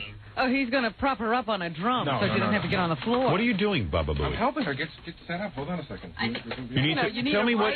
Explain to me what's going on. Why can't she write on the desk? Because it's too high. Oh, it's too high. Yeah, I'm not tall enough. Look, finger cuts. Oh, you use finger cuts. Okay. What a body on you. Look at those legs. Roller blading. Now, is that it? I roller skated as a child every day. Really? Super. Grew up in Southern California. No kidding. Too bad Jackie's not here. It's finger cuts. Yes, I know. He would love that. All right, now you're going to write with the pen. Go ahead. Yeah. Okay, let me see this. Nice body on you. I love girls who like getting naked in front of other guys. And putting things Go where ahead. they don't wow. belong. Super. Well, already I know this isn't on the E! show, but... Going to write my name? Yeah. All right. H.O. will do. Is there a certain amount of pen you need? Yeah. Right? She's doing it. All right, go ahead. This Come ahead. isn't quite right. Okay. All right, what do you need? Let us help you. Would this be better? No, actually, I need something a little bit lower. Oh, something lower? I got it. Man, we would have fun together. You're a fabulous girl. Hold on, don't go anywhere. What do you got, Gary? I got it. Now, just hold that position. He's going to bring in the credenza. Feels a little awkward. Hey, you think you can play the drum with, no? You think you could play tennis with a tennis racket? I want to see what else you could do. I've never tried that. A tennis racket? I think you can handle it, Bambi. I think you're. This is perfect. Oh, perfect. Okay. What about one of those highlight baskets? Can you play highlight with a highlight basket? I have a whole bunch of things here. I have a. Here's a fork. Can you eat with? Maybe I can feed somebody. Could you feed me with this fork? Maybe. Oh my goodness, she has a tattoo in the weirdest place. I know, on her butt. Let me see. Wait, you are? I can't see so good. This is very strange. Oh, I've got the worst you angle. You do? Yeah, I don't have any good angle. I missed it. Yeah, Gary, move the thing so I can see. Why is Robin getting the great view? Ooh, I wanted to know, does that turn you on? I'm not sure. I got to see it. Bambi's an amazing girl. Now, Bambi, go. All right, Bambi, go ahead. Yeah. Right. All right, let me Turn see. your back to Howard and Wright. It's an amazing view. All right, I like that view. Oh, that's sick. Look at Bambi writing. She has neat handwriting. You have neater handwriting than Baba Booey. She's amazing. I'm running out of paper. You see, this is turning me Oh, on. she has to write big. Can you write smaller? We don't have that much paper. Oh, you writing my whole name? Yeah. Oh, Did she God. spell it right? H-A. That's not his name. Well, she's not a good speller, but the point is she made an A. That's it. That's close enough. Let me see. What letter are you up to, Bambi? It's hard for me. Is that a B? I didn't know a B was in my name. He doesn't have a B. All right, Bambi, let me see your work. I want to show the camera. Because who knows? They might just block you out while you do it, and they can. Here, let me have that. Look at Bambi's work. Hold on, Bambi. Let me show. Look at that. Wow, Robin, come on. Let me see you do that. There it is. H-O-W-A-R-D. Oh, I wrote better than that in second grade. Yeah, but not with your private parts. Look at that, Bambi. Nice work. Not that much practice. Aren't you terrific? When are you getting to script? Well, I was thinking if I keep practicing, I might be able to. Can't say handwriting. Well, what about calligraphy? That would be something. That's amazing. Isn't she great? The R is very impressive. You know, not only is the R. She went for that. I thought some other kind of The R. O is the hardest. O is the hardest, and D, a little trouble with that, but yet. Yeah, because that's another circle. But it clearly says Howard. Yeah. Clearly says Howard. Yes. Even an alien from outer space. Now, would be Bambi, able to tell. I know you've never tried it before. What about trying a drum? Could you play the drums? Really? I can try. All right, go ahead. Here she goes. Well, listen. What are you talking about? Oh, Bambi, don't do it if it's too hard for you. I've never. I think you can handle it. I think it's. I don't know. I've never played a drum with my hands. I don't know. Oh, are you talking about your drumming ability? Well, I'll put a song on. Where is the song? I'll play my hero song. Hold on. Yeah, can you probably lower that a little? Can you lower the drum, Gary, for God's sake? You're about to hear Bambi for the first time try to drum. Take it out of the stand and hold it low for her. Bambi, if you do this. Wait, no, leave it high. Leave it high, actually, because. Okay. Leave it high. Try. Yeah, because don't forget the drumstick is very big. It's much bigger than a pen. Yeah, I think she'd be better with maracas or something. Now, Bambi, hold on. I'm going to put a song on. Tell me when you're ready. I'm ready. All right, here we go. I love girls. Hold on. Oh, right. All right, go ahead, Bambi. I can't do this. Wait. Get the microphone on the drum, stupid. All right, here we go. Oh, God. Oh, there she goes. Fantastic. Wow. Bambi. Born. Bambi, you were in perfect beat. Thank you. Thank you very much. Fabulous work. Wow. That drum set. I know. What are you doing with it? Well, Bambi, where can we see you perform? The Wild Goose. The Wild Goose? California. In Englewood, California? Yeah. Oh, you're all the way in from California? Yeah, I just came in for, it's kind of like a birthday gift to myself. I came in the city for a few days. I like to come to New York City. Well, this was an unannounced visit, and I can't thank you enough for showing me how you do that. Fantastic talent. Oh. Did you hear the drumming? Please, Howard. You were great. You were great. I wish I lived in California. Well, for our friends in Englewood and surrounding areas, run right out. You got to go see Bambi. When will you be back in the California area? Tomorrow. Oh, God bless you. I'm leaving tonight. I'll be in work tomorrow at 11:30 in the morning. And will you be writing people's names on stage?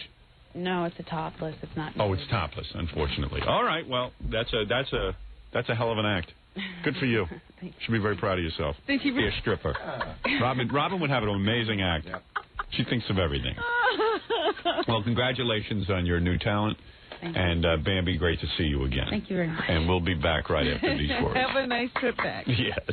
Tonight they're showing the 3 midgets with their full-size girlfriends. Check that out. If you don't get E, do what I do. Call the cable company every once in a while and complain. Eventually they'll have to give in. Although Cablevision of Long Island, they're like, it's like the Alamo there. They're all holed up and they won't give in. Well, I'll tell you, even if you do have E, it becomes a trial trying to explain to people where it is. Yes. So first we have to get over the hump of getting it. Yesterday I wound up in this place and I was trying to explain to these Korean women what E was. I know, because like black guys come up to me on the street who used to watch our Channel 9 show go, hey, man, how come you went off TV? We love that show. I said, no, I'm on TV, dude. E Channel. What? I said, what? Yeah. What's that, man? In the house. DPJ. I go, look, man, dude, I'm just telling you. E Channel. Well, what channel is that? Yeah. I don't know what channel it is on your cable. Yeah, you have to look it up. It's like people are from another planet when I talk to them. It's, because I don't think that's a sophisticated concept. We pretty much know that cable systems have different channels. Yeah. And, like you're in the city, so things might end up on a different channel. But man, no, these people have no clue about that. So they say to me, I have cable. What channel? Yeah. It's pretty confusing. I understand, though, the E! Channel just added the other day 4 million new homes. So it continues to grow because people are frustrated that they can't get the program. And they put pressure on their cable companies. But Midgets and Full-Size Girlfriends is it's a scream to watch those guys. It really is great. I'm trying to figure out what to do here. You know, I never know the right thing to do, Robin. I'm confused. I think that What is your dilemma? Well, enough people have said to me already that the press conference we held the other day sounded really cool, but it happened late and I didn't get to hear it. You know, they only heard like a little piece of it on the news or something. Right. At 5 of 10, we held the press conference after I was declared hero. That's right, after the program. Yeah, and I just felt like a lot of people didn't get to hear it, so we could play that for you. Mm-hmm. And you and I handled it brilliantly because I played the humble routine to the max. I would go on and say, a lot of people are calling me hero. I said to Robin ahead of time, I said, look, I'm going to go up there and say, a lot of people are calling me hero. I don't accept it. That's ridiculous. And Robin, her part was to chime in and go, Howard, but you are a hero. Because when people, like when Woody Allen was having all his problems, he probably had a professional public relations person. I mean, that same conversation probably took place. Okay, here's what you're going to say. If somebody asks you this, you do this. Oh, sure. And you got to act humble if somebody says this. And, they coach These are the questions you can expect, and here's how we're going to handle them. Right. So Robin and I planned it out ahead of time. Unfortunately, we did it on the air, so... And everybody knows what we're doing. Everybody was in on the scam. You know who didn't have that conversation? Who? Denise Brown. Yeah, she needed that. Nicole's sister. She needed that conversation. You ought to come in here and talk to us before she does anything. Yeah. I'll tell you who was great, too. We coached Helen Tribble not to take too much credit. She's great. And she's still not taking any credit. Hey, where's that tape from her on Geraldo? Real to Real 2. Yeah, listen to this. This is Geraldo did a show yesterday. He had Helen Tribble on. Trimble. Whatever. Tribble. Tribble is a thing on Star Trek. That's right. A little furry animal. The other one. This one? Yeah. Helen Trimble. So Geraldo wanted some information on what happened, and she was beautiful. She denied that she was the hero. She basically said I was the hero. And Geraldo even asked her, do you really think Howard saved this guy? Yeah, and she handled it beautifully. Because I told this Helen Trimble, I said, I'll have you on TV with me and everything, but if you start yapping that you saved this guy, because I could have saved this guy without you. I mean, yeah, it was brave of you to go over and and hold on to the guy, but I had him pretty well convinced not to jump. I mean, I was keeping him laughing. You really didn't have much of a struggle because I had the guy laughing. Yeah. And not thinking about jumping. Yeah, I had the guy under control. If anything, he might have jumped when he saw her because he was upset by her appearance. Well, I figured, if she had a waist lock on him, there was no way he was going to get his lower part of the body over that. Yeah, well, but let's just say that when she appeared, he could have been upset by her appearance because all of a sudden... It's like, hey, wait a second. People are trying to stop me. Goodbye, well, that's often what happens, yeah. And that's why police...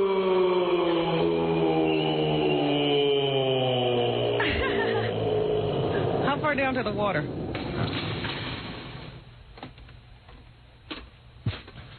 Don't rush, Fred. The water's in another country. All right, very good. We did that part. I did that part. Goodbye, Crew World. I knew it. He'd do it wrong. There's supposed to be water. I know. Well, it doesn't matter. A crash is a crash. So she could have just as easily have been a problem. Yeah, I was going to say, well, that's why the police won't just run up to somebody standing on the side of a building or the side of a bridge because they don't want them to force their hand. Let's make it clear, I'm the hero. I kept them laughing on the phone. That's right. So Helen does it beautifully. To get near him if he had been just standing there. And you were the one he called for help, and he took his call. And Helen was very gracious about it. Listen to how she handles herself with Geraldo yesterday. Okay, now, one of the next items we have is a very unusual one. You know Howard Stern, the irreverent shock jock of national radio fame. Well, it turns out that Howard Stern, much to his own dismay, was a hero earlier this week when he talked a potential suicide victim out of jumping off the George Washington Bridge that connects Upper Manhattan with New Jersey. Now, the woman who stopped the suicide victim, Helen Trimble, are you there, Helen? Yes, sir, I am. Okay, now, is it legitimate? Did Howard Stern really talk this guy out of jumping off the bridge? Yes, sir, that's very, very genuine. Okay, what did you do were you listening to Howard's program? Yes, I've been a fan of Howard's for many years. Okay, now what happened? You heard him, you saw the guy about to jump? I know he was not about to jump. He was just standing looking down at the water. He said he was going to jump, and I left my car in the middle of the bridge, jumped out, ran up and grabbed him from behind and held him and hugged him. I told him I loved him. And Howard continued to talk to him and calm him down. Howard's the hero in this case. He calmed him down, and with his sense of humor and his sense of timing, and it was wonderful. Wonderful. Thank you, Helen. Geraldo. Congratulations. But that was good because Helen was starting to take a lot of credit about jumping out of her car. Yeah. And then she quickly remembered that Howard's the hero. Yeah. Howard's the hero. His sense of timing and comedy kept the guy up. That's right. He talked him down. Yeah, Helen, nice job. I was wondering, did you put her up to talking to Geraldo? No, I didn't. Totally without any input from us? No input, because Geraldo's people have been calling, my agent all day to get me to come on or something or talk on the phone. Well, I don't know what they wanted to do, but I just said no. But Helen did a good job. But, when I was watching, I said, uh-oh, Helen's getting carried away. And then all of a sudden she brought it down. Maybe you should have done that show because Bob Guccione was on. Yeah. And I've always wanted to talk to him. Yeah. So anyway, I was thinking we could play the press conference here because a lot of people didn't get to hear it. Yeah. And it was pretty cool. And people still can't believe. Obviously, there's some doubt out there as to what you really did. So, should I take a break first? Short break. Short break. Very short. And we'll come back to the press conference. We'll take your phone calls. We have a whole bunch of other things going on, too, right after these words. Tell Gary his mic sucks. Ladies and gentlemen, and Steve Dunleavy. This morning, something extraordinary happened to my Wolf. He saved a man from jumping off of a bridge. This shameless act makes him one of the most courageous, calm, under fire people I know. First, you will get to view my Wolf being calm under adversity. Through a video presentation, you will see my Wolf courage firsthand. Then, after the tape, a short statement and brief Q&A. And now, my Wolf in action. Good. Nice delivery. Watch this monitor. Here it is. What's your first name? Give me a name. I'm known by Prince. What's up? All right, your name is Prince, or you were formerly known as Prince? Yes. All right, you are Prince? Yeah. Listen, Prince, let me tell you something. Yeah. You see me? Yeah. You haven't jumped yet. Let me tell you something. You might think life's a bed of roses for me or someone like that, but it's not. You got to wait till my book comes out. Yeah. Let me tell you what you got to look forward to. You ready, Prince? Oh, yeah, go ahead. Robin's book. Right. I've got a couple of things planned, movie-wise. Yeah. And I'm telling you, I'm going to revolutionize the way you look at entertainment. Yeah, you're not going to see Howard's movie. And if you got any interest? Like, you interested in anything? Now the cops are here. So what? Ignore them. If you got turned on to anything in life, like you had a little hobby or something, you know what I mean? Yeah. There are exciting things happening. You know what? You really ought to come to visit us. Yeah. Before you do this. Yeah, why don't you come and visit us? I'd love to. Oh, and by the way, first of all, let me thank you for calling in. I've always wanted to help someone who was about to jump from a bridge. What do you think? You won't come down to the studio? What? I work nights. That would be impossible. You can get to the bridge at this time, but you can't get to the show? No, because today that's it. You know what I'm saying? What is it, Papa Foley? Dominic Barber just called and just asked the guy one favor. What? Could he say before he dies that Dominic is his lawyer and the bridge is unsafe? Yeah, hello? Yeah, this is, I'm a friend of yours, by the way. The police are here. They got him handcuffed now. They got him in handcuffs? Good. Yeah, that's all I was doing. Once again, I kept him on the line until he jumped. You did. I was listening. Yeah, good. And the lady stopped and we got him. Oh, I'm a hero. Call the newspapers, Gary. Call the newspapers immediately. Tomorrow's headline. Tomorrow's headline. Actually, Howard Stern saves jumper. Take care. Okay. And now the man in person, the hero of the hour, the courageous, calm, brave and generous, heroist of heroes, my wolf, Howard Stern.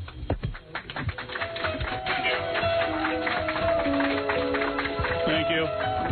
Microphone should I use here, Gary? I'm going to put these headphones on. All right.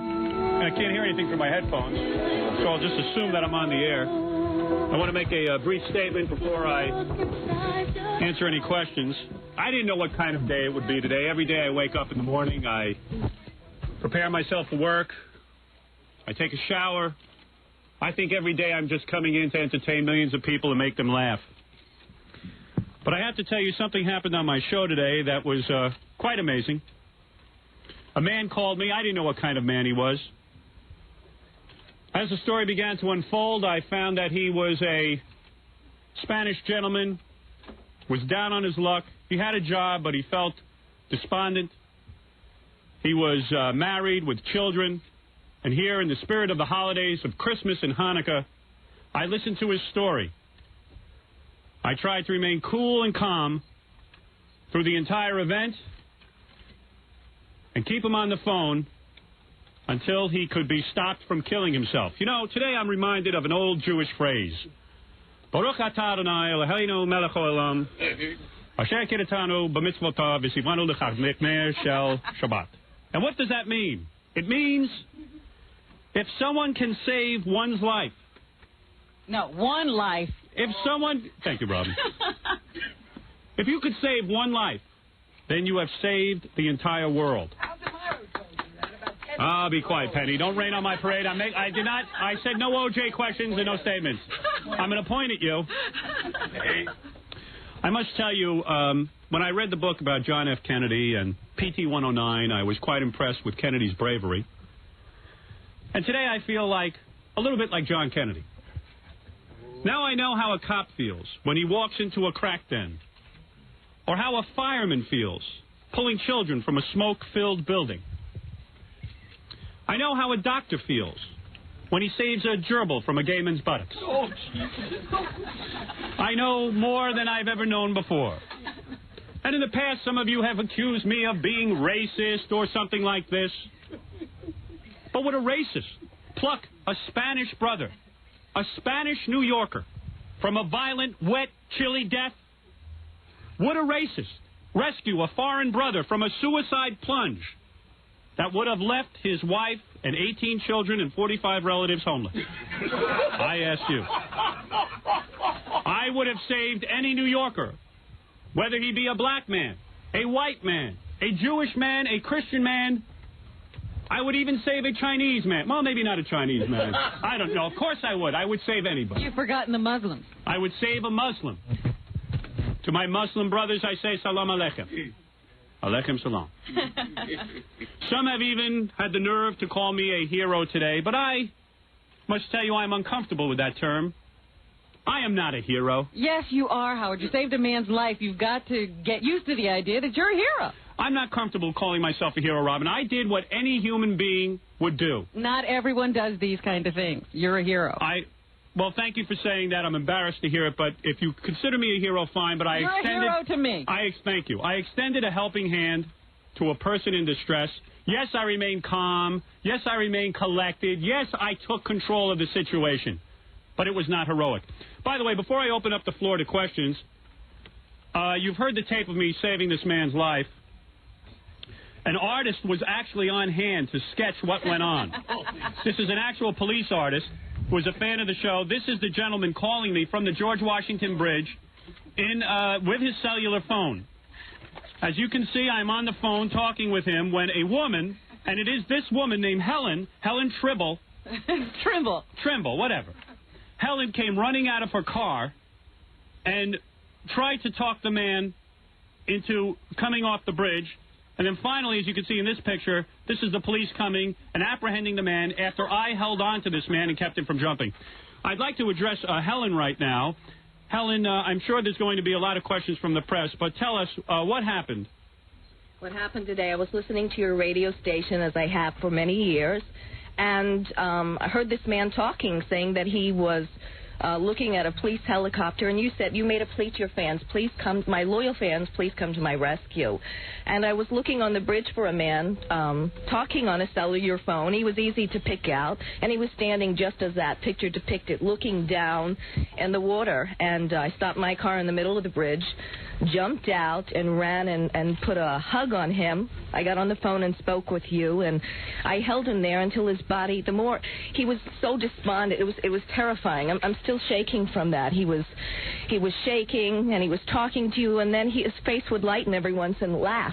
I don't know what you were saying to him, but he would lighten up, and slowly he started to relax a little bit more, and then another one of your fans stopped. And then demonstrate the hug on me. What kind of hug did you put on the man? As he held the phone, show us exactly what happened. Well, at first I got him from behind and held him. All right. Yes. As tall as you. I see. And then I just stood there and held him. I see. He was shaking. I see. Probably, and what did he look like? He was Hispanic. He looked like a normal, all-American guy of Hispanic heritage. Could you tell he was in distress? Oh, yes. So would you in fact say that it was my ability to make this man laugh that actually saved his life? He told me that you were the only one that he felt could really help him in a straight and forthright, honest way. And it was amazing. The thing that stands out in my mind, he had a big cross on his neck. He said, not even my faith in God, he said, was enough. I needed to hear a voice that would talk back to me and give me the faith and courage to go on. Wow. Well, that is unbelievable. Let's take a moment to reflect on what Helen has just said. I think we all need to take a breath and think about it. A moment of silence. A moment of silence and collect our thoughts about how tremendous that statement just was. Would have been a lot better if you cried. I was trying to get her there. She had to think about the look in his eyes. You stopped her. I'm going to sedate her later with some Prozac. If there are any questions now for myself or Helen. One thing that we didn't point out was the community of listeners that came to this man's aid. Not only Helen, but other listeners were there. The cops who came to his rescue were listening on their radios to the show this morning and knew that there was a man in distress. A lot of people have commented on the size of this audience that everyone on that bridge, in unison, was listening to the program. The cops, the helicopter reporters, everyone. Stopping everyone, yelling out, Howard, is that Howard's man? Is that right? He blocked the whole bridge. The whole bridge was blocked both ways, yes. I see. Is that a trend? Potential suicide victims always taking their cellular phone with them, Howard?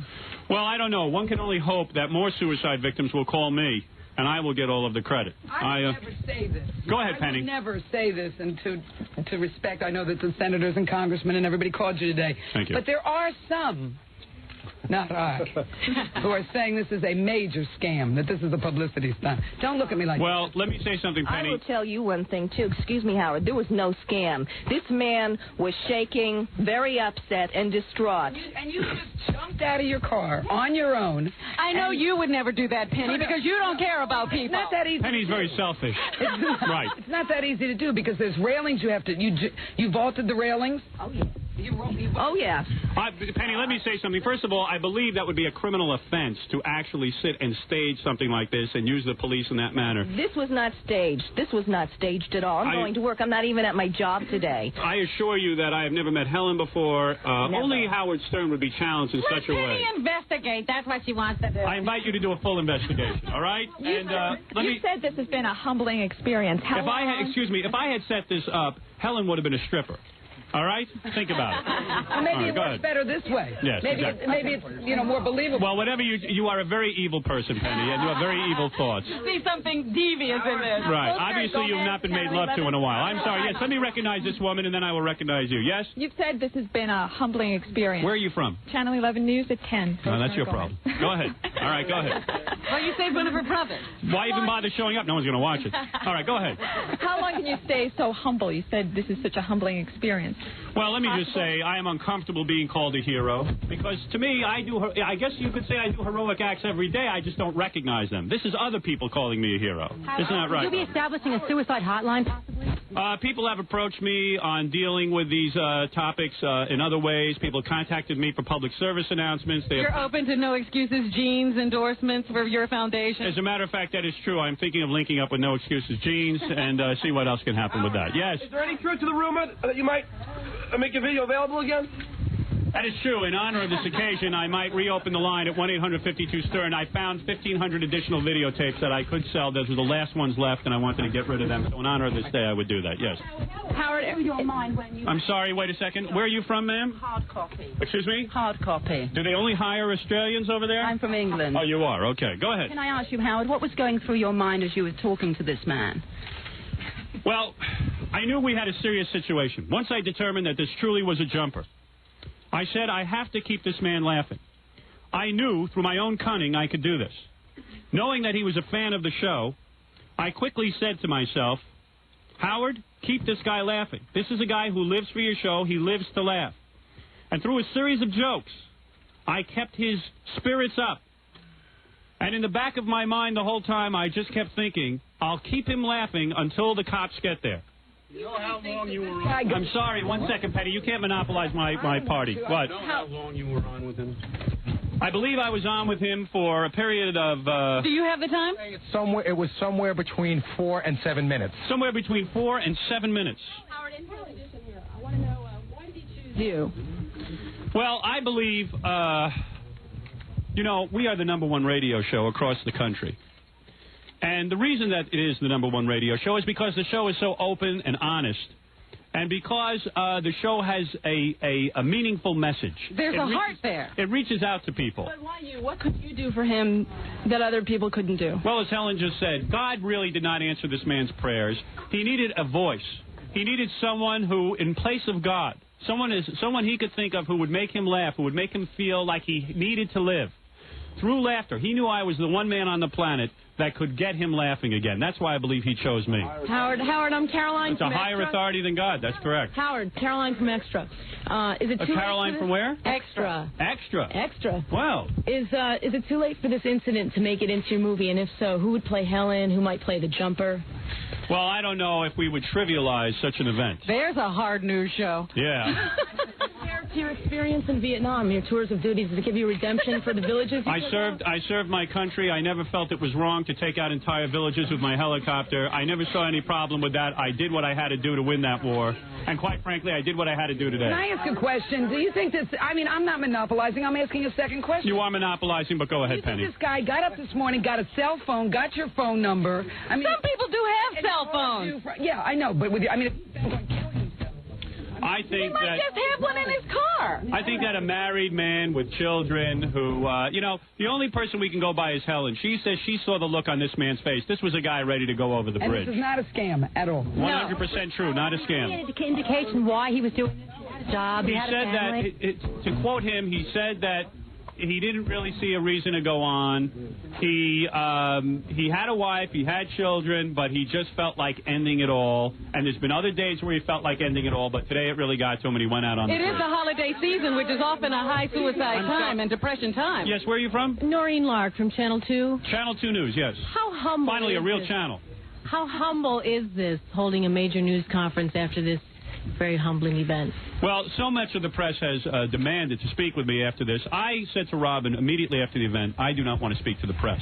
But I urged him to do this. I did it because I felt, as I am a member of the press, I feel that we are all brothers and sisters here, that if one of us steps out and does something courageous, we have a right to come forward and meet with the rest of the press and say what happened here. Besides all that, you get denigrated by the press all the time. Why shouldn't you point out when you do something good? As a matter of fact, I'm sure my brothers and sisters of the press will figure out a way to denigrate me over this. Penny's already got her angle. Yeah, Penny already's got me figured out. Yeah, go ahead. I'm sorry? Where is this guy now? Right now, he is in police custody. He is going to be brought to a hospital for psychiatric evaluation. And that is all of the report that I received. Yes. Can we come on the Maury Povich show tomorrow for an hour to talk about... let me tell you something. Not only will I not go on the Maury Povich show, I am recommending that Connie Chung not set foot on the Maury Povich show. What would you... Not highly rated enough. You know, you talk to the guy on the phone. What about the cops that do this day in and day out and save lives, and they don't have the media, hard copy, a current affair, everybody show up, but you're such a star that you talk on the phone. Save some guy from jumping. Well, let me say something that I believe the police are very brave. I think the police in the city yesterday, we saw a funeral for a cop where a lot of the media actually ignored the fact that a cop was shot, and it was rather distasteful. My heroic acts have been ignored in the past as well. So, finally, I'm being recognized for a heroic act. I believe the police should be recognized as well, but that is your problem, not mine. You should be recognizing the police for their heroic acts. You're the ones, and the firemen, yes. Do you feel any further obligation? I'm sorry, wait a second. Can we get the microphone back there? It's hard to hear. Yes. I'm Christina. Do you feel any further obligation toward this man, or is now you're out of it? Well, let's look at it this way. I don't know if they need me to step in. I'm thinking about stepping in. If it's up to the police and the psychiatric social workers to contact me and say that they need me involved in this, I would get involved further. Yes. I'm sorry? Take him home. Yeah, I'll take him home. I'd take you home. No, actually, I would take him home before I take you home, Steve. To be honest with you. But family members at all? Have you talked to anybody that's related to him at all? I have. Have I been contacted by the wife or family? We have somebody who claimed to be his brother, but I had no way of knowing that, so I just took his number and we'll contact him after the show. I would suspect that the wife and family will want to come down and thank me for saving the father of these children. And the But, of course, you don't want that. Of course not. I am not looking for any... Thank you, Robin. I am not looking for any further accolades. Were you surprised to hear from Koch and D'Amato this morning? Was that a surprise? That really took me by surprise. One would almost think that I called them first and told them to call in, but, of course, that's only a suspicious mind like Penny. I must tell you, I was truly touched when the former mayor, a senator of the United States... A congressman? A Congressman Serrano, who is entering my name as a heroic, some sort of another, some kind of plaque or something. I was touched by all of the gratitude that the city has shown me and the state. Thank you. Is there any more questions? Are there any more questions? Were you ever really afraid when you... I'm sorry, where are you from? From the New York Post. Oh, the New York Post. Go ahead. Were you ever really afraid once you realized that human life was hanging in the balance there? Yes, you're right. There is some nervousness when one realizes that he must save a life. There is tremendous pressure on an individual when someone is pleading with you to give them a reason to live. Through my calm, through my collected way, I was able to keep my wits about me and, of course, save the day. Isn't that right, Robin? It sounds like an accurate description. I'm sorry? When your contract runs out, will you become a cop? No, I will not become a cop. I'm not brave enough. I'm a big pussy. Yes, go ahead. What was the most emotional moment on the phone call for both him and yourself? When I finally realized that this was a man who was in deep trouble. Something touched me. I don't know what it was. Some would call it God. Some would call it a life force. Some would even call it L. Ron Hubbard. Well, those people are insane. I don't believe L. Ron Hubbard is God. Do you? What did he say that touched me? When he said, yeah, he had a wife and kids. When he told me that, I felt really bad. I figured I had some single guy. Who cares if another single guy dies? But, you know, here he has a wife and kids who were responsible. And, you know. I'd like to introduce to the media, Lieutenant Bleeker. Lieutenant Bleeker, ladies and gentlemen. Come on in, if you could please just... Now we're talking. Step right next to the guy in the pink shirt, please. Put me on that microphone. I got it. I got it. Lieutenant, pleasure to meet you. I believe the lieutenant has a statement to make about today's events. Lieutenant Bleeker was one of the brave officers who was on the scene and took matters into his own hands after Helen subdued the man. Yes, on behalf of the Port Authority Police, we wanted to thank Howard Stern for holding this gentleman on the telephone for as long as he had, enabling us to respond as promptly as we could to take the man into custody. Right now, the man seems to be very distraught. He's being examined as an emotionally disturbed person, and the doctors are going to give their scenario as to what exactly transpired and exactly why he wound up on the midspan of the George Washington Bridge this morning. But as a Howard Stern listener, we were able to immediately become aware of the phenomena. We were able to respond in kind and get this gentleman off his perch so that he could do no harm to himself or others. And to that end, we wanted to thank you very much for, assisting us through your radio station in removing this man from a very dangerous and hazardous predicament. Lieutenant, I am pleased with what you have said. I want to say that I am always available to the police. You don't deserve thanks. I am always available to the police whenever they need to call on me, and I truly am gratified by your comments, but I do not deserve any thanks. I do not deserve any praise. I did what any good citizen should do. Howard? Yes, I would like to ask a question to the Lieutenant. Could you please address Penny Crone's allegations that this entire incident was in fact a hoax? Now, according to what we know at this moment, Penny, this appears to be a bona fide distraught individual who was utilizing a cellular phone, as odd as it might appear, to respond and let everyone know about his dire predicament and what he was about to do. When you brought him into custody, though, what was he saying? What did he say to you? We spoke very briefly. Our key concern, obviously, was to get him off that perilous area. But was this lady here with him hugging him on the perilous area? And they appeared to be speaking. He was very distraught and appeared to be genuine at that time. Did he say anything about Howard Stern or anything at all? Did he make any sense at all? Well, we spoke with him again very briefly. We tried to diffuse the situation and render it as harmless as possible in the shortest amount of time. Was it a fight or? No, he seemed to come along rather passively once he realized that the responding officers... Like humbling Howard and foam coming out of his mouth? Oh, boy. No. That's you, Penny. That's what you're thinking about me at night, Penny. The foam comes right out of the mouth. Penny, I have to tell you that this man was very relieved when they put handcuffs on him. He did a sigh of relief. He called Howard because, let's face it, if you're going to kill yourself and you really do it, you're not going to tell anyone. You're just going to do it. And this man did not want to die. He wanted help. He wanted someone to listen to him. And let's put it this way, Penny. As warped as I am, I would never even pull off a stunt like that. That would not be right. This man was visibly distraught. And the fact that, by the way, I've read the report that they were going to rename the bridge after me, and I would ask people not to do this. I don't want this kind of... the George Washington Bridge... You would like to put a stop to that. I want to put... As far as I know, it's a rumor, and if that's what the mayor wants to do, so be it. I can't stop it. But, What's the gentleman saying to you? He says, I've got to do it. He says, I'm going to jump, man. He kept saying, I'm going to jump, man. Did he give any reason why he wanted to end his life? He didn't tell me anything personally. He was speaking to Howard. Yeah, I was able to... Listen, I put a bear hug on him. Let's be clear about it. I'm the true hero here, not Helen. I was waving... I want to say one thing, too, that I didn't say. Howard, you are a hero today. Even you deny it. You are a hero. Thank you, Helen. And you gave me this strength. I don't know why. What possessed me to do that? You don't normally do acts like that. Putting myself in danger. You could have had a knife or a gun. I don't do that kind of thing. Did you feel a certain camaraderie because it was a fan of the Howard Stern show? Yes, and I felt strength. I said a little prayer to myself. I prayed to the man, and I just don't need to pray to me. That's ridiculous. Are you married with children? Yes, with a child. I have a 9-year-old child. I'm a normal working person. Thank you, hon. I live in Brooklyn, but I work upstate New York. That's why I was passing. I'm a brand manager for Wet n Wild and Black Radiance and Solo Parati Cosmetics in Nyack, New York. That sounded like Spanish. Could you spell your last name? T-R-I-M-B-L-E. And by the way, mine is S-T-E-R-N. Thank you. There are always people who are critical. I'm sorry, wait a second. We have a question from CNN. No. Extra. Oh, then ignore it.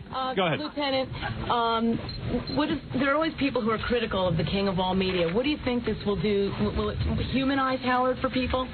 Well, I think Howard has already been humanized many times over, but I think it makes us aware that when someone is in dire straits and in need of a psychological hand, they can at times contact him and receive a degree of support and help that allowed us to do our job in responding and getting him out of harm's way. Who better to help someone who is psychologically disturbed than Howard Stern, who himself is psychologically disturbed? That are going to be calling you now? No, I don't believe this man is a nut. He was despondent. I believe that. Crazies? I don't think crazies will be calling. I think people who genuinely need help do call me from time to time, and We've helped others. You have not been very vocal about the kind of work you do behind the scenes. And please, Robin, don't mention it public. here. Don't mention it here. All the Penny things I thinks do. you do nothing. No, that is wrong. But I am too humble to. What was the one thing you said? The one key thing you said? I'm from the Daily News. I want to know what you said exactly. You're talking about the movie. Yeah. The When moment that got. Robin knows this. She was part of the scene there. When I mentioned the fact that I had a movie coming out soon, and that he would miss it if he died, it caused him to laugh as you are here, but it also caused him to say, hey, wait a second, maybe I should stay around for the movie. So I think it was the comment about the movie. I must end the press conference now. I want to thank the There's lieutenant. one other thing that I wanted to point out to Penny and some of the other naysayers out there. There were times that were very nerve-wracking during those few moments because he was on a cellular phone and we had a bad connection. Yes. And occasionally we thought we had lost him or that he had jumped. Gary came in and said he wasn't even sure. He said there's a guy on the phone who says he's going to kill himself. Now, I wasn't going to hang up on the guy because if it was legitimate, I wanted to make sure I was there for the guy. You know, listen, you guys asked me, why is it this guy contacts Howard Stern? It's simple. You ever listen to the other jerks on the radio? Who would call them? At least I have some pizzazz. I have some ability to keep people happy. You understand what I'm saying? You've got zookeepers and other mutants on the air, and they God knows what they're talking about. What is it, Papa Louie? I want to point out that we only showed the media a very small portion of the overall phone call, but Howard really did do a lot of work. The phone call itself is probably somewhere close to 7 minutes long. We only showed you a minute and a half of it. Are we all going to get copies, or are you giving that exclusively to hard copy? No, I am giving it to everyone. To everybody. Everybody who wants it. Current affair wants That it. is right. Whoever wants everybody. it can have it because I feel that as a member of the press, I must share. But you have to say that it does have to say courtesy of E on the box. Courtesy of E, that is correct. Okay? Boost your image as a good guy. Well, I don't know. I always thought I was a good guy. For that reason. That's right. I never did it for that reason. I never helped this individual because I said in the back of my mind, this will help me to boost my image as a good guy. I did it because I care about humanity. Lieutenant Bleeker. Did I feel pressure? Of course. I was in the middle of saving a life. As the officer knows here, he has been in dangerous situations. When we go in to save someone from a burning building, you feel pressure. But I, of course, withstood the pressure. Lieutenant Bleeker, can you take us through the process of how you first heard about the whole incident? And I'm going to cut this off because the wireless microphone is annoying me. And some of the reporters are asking the same questions now. Pretty cool press conference. That was funny. Oh yeah. And I just went out and I said to Tom Chiapasano, maybe we ought to make some plan. Like after you hear a press conference like that, maybe we ought to make some plan so that we don't have to use that wireless microphone that keeps cutting out. And he said, good idea. Well, he's been busy, though. In all fairness, if I may say something, Tom hasn't had time to address this problem. Why? Because he's been buying teddy bears for the top of the Christmas tree. So, do you know about that? No. Yeah. Do you know about that, Rob? Oh, goodness. He had to demonstrate it for me. See, not only is he buying it, but then he brings each one over individually and shows you how it works. Yeah. He has. I did see him filling it up with fluid today. Do you know about this one? Well, all I know is I said, Tom, I just called him aside. I said, after hearing that press conference, did it upset you during the press conference that the sound was so bad? Here it was a great moment. Well, I think that's because the wireless microphone is not working properly. Maybe we should get a new one. I said, no, that's not the answer. What I think you ought to do is talk to the engineering department and you hardwire the room.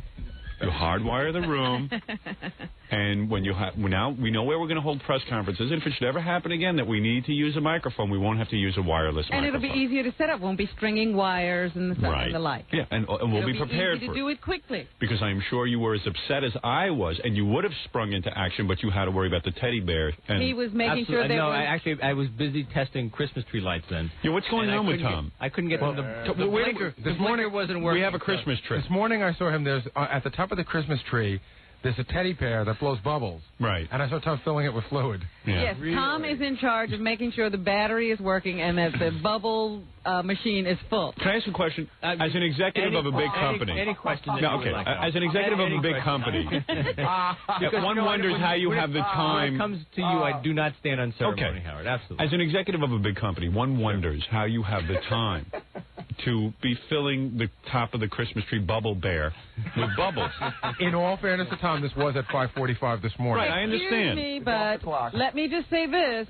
Tom also purchased the bear. Oh, did he? Yes. Did you physically go out and buy the bear? Absolutely. Was it shopping? And I didn't even ask to be reimbursed. But was there shopping, or did you just see that bear and know that was the one? I saw that bear, and that bear was the one. So you specifically went out looking for a bear? I got that bear at about the same time I bought Robin a gift for Tut. I see. So you specifically went out. No, our general manager has a very relaxed lifestyle, and I'm always amazed by it. But I guess he's just such a good general manager that he's able to use his time efficiently. I thought that maybe Tom just fell in love with this teddy bear that somebody else had bought. And I said, oh, I've got to get that. And Tom says, the store is on Lexington between 57th and 58th. Let me ask you a question. Any question? So when you come in the morning, because we know I don't, you don't have that much to do, I guess. So you fill the teddy bear up with bubbles. I walked and by make sure the battery's working. Tom, you should be ashamed of yourself. The first thing you should do is hold a meeting on why the press conference sounds so bad. Way ahead of the teddy bear. You know what? I didn't, as I was listening to it too, I didn't know that it sounded that bad either because I wasn't sitting listening the whole time. I was out trying to get a perspective on how many people were there, so I didn't hear the popping in and out exactly like I did when we just listened to the tape. All right, so you didn't have a chance to really hear the radio. As you were annoyed and informed, I became informed and annoyed. Well, all right, very good. Tom was taking roll. I see. Tom was taking roll call to see how much press was there. Like, we need that. Why would you be doing that? Howard, there's a lot of people here. Okay, Tom, I can see that too, but what good does that information do me? The press isn't roaming where they're not supposed to be. I see. We're busy policing. The crossing guard. Yeah. All right, Tom. You did very well. I have to tell you one more thing. No matter what it was, I'm sure. Yeah. One more thing about the bear. Yeah. Apparently, this bear goes off a certain amount of time per minute, hour or something like that. Yes. And Tom, when he brings you there, he stands and he waits. For the bear to blow bubbles. Tom, how do you have this much time? Tom, why do you talk to her? No, but Tom, let me ask you something. In the middle of the busy day, you have time to bring people to the bear and wait for it to blow bubbles? Do I make time to try and interact and bond with the people who I work with and work for me? Maybe it's not necessary. You know, what did he do? How long did you have to wait? I said, Robin, there's something. I was trying to get out of here. Right. Robin, yeah, go ahead. I buy Robin this nice gift for her, little Doesn't cat. do you any good. Go ahead. Something you have to see. Yeah. So I said, okay, this is my general manager. I got to put my things down and go. Right. So I go over to where the tree is in the middle of the hall. Yeah. And Tom says, okay, and isn't that cute? Yes, it's very cute. But stand here and watch. Yeah, right. So we're standing there. How long do you stand? And we're standing there. More than 15, 20 minutes. Excuse me. And we're standing there. All right. Standing there. And waiting. And finally, Robin wanted to keep waiting. I said, it's time to go. Tom said, okay, I'll make it do it. Oh, you mean he could have made it do it? Oh, my God. Tom. Yes, Howard. Tom, I don't know what you're doing out there. Tom, I don't know what you're doing. You got it. You really got to get a grip on it. This is insane what I'm hearing. This is insane. You got a radio station where I can't get a wireless microphone to work. This is what I need you concentrating on. You got to help me with all of this. Well, now that I'm aware, I certainly will. All right, thank you. Please put as much effort into this as you do with the teddy bears. The bear is working. I have to go check. The bear is working, but the microphones aren't. This is killing me. I am ready to jump off a bridge. I had a beautiful... Call me. I'll talk you into it. I had a beautiful press conference no one could hear. All right. Very good, Tom. Thank you. Tom, I'll give you a piece of advice. Robin cannot be bought off. She's very loyal to the show. You could give her the whole diamond and she'd have ran at your house. Excuse me. I got to tell you something. Robin is pointing out something. Right, she's loyal to There's a problem here. There's a problem. Tom is busy with teddy bear. He's busy with a teddy bear. All right, Tom. Good luck. I'll go look at the teddy bear. By the way, you got time to see the bear? Yeah, I'd like to see it. Take you right now. You love it. It's take very wireless. Yeah, let's take the wireless over. Tom, you're a sap. I've never seen a man like you. You might as well get breasts. You're like a woman. You love it. All right, very good. Come look at the teddy bear. Come look at the teddy bear. It's very cute. Did someone buy him a puppy? You got a dog? I got a parrot. Good. All right, we're going to take... I wish they could teach the parrot to say, Tom, worry about microphones and not teddy bears. Too busy saying Baba Booey. All right. Does it say Baba Booey? You'll have to tape that for us. I've tried. Okay. Well, how long do you wait by the cage waiting for the parrot? It took me a day and a half. A day and a half. He could make it do it right away, but he waits. He waits for it to do it. Very good. You mean he sat there while he could have made he could have gone over and made it work all the time. You're a nudnik. No. You have to respect. No, I'm sorry. No. You are my boss, but I have no respect. No. I have zero respect for you. The bear works on a delay. You don't know when it's going to start. It didn't do it right away, so I went up and made it do it. If someone was available to do a psychiatric evaluation on Tom, I would appreciate that. I think the bear incident tells you a lot. I'm going to take a break here. And when we come back, there's evidently a lot of commotion out in the halls we have to talk about right after these words. This Howard Stern is such a hero. He saved a man from his death. Howard's an author and a film star. A man was saved by Howard the Lech. This Howard Stern is such a hero to a stressed out soul on a bridge. Howard's the pompous king of media who saved the fellow from the brink. It might be true, Howard is heartless. He is a big, tall, ugly dork. But let's give credit to this armpit, although he looks like a mutant stork. Some people say that Howard's phony, that he just helps guys for the press.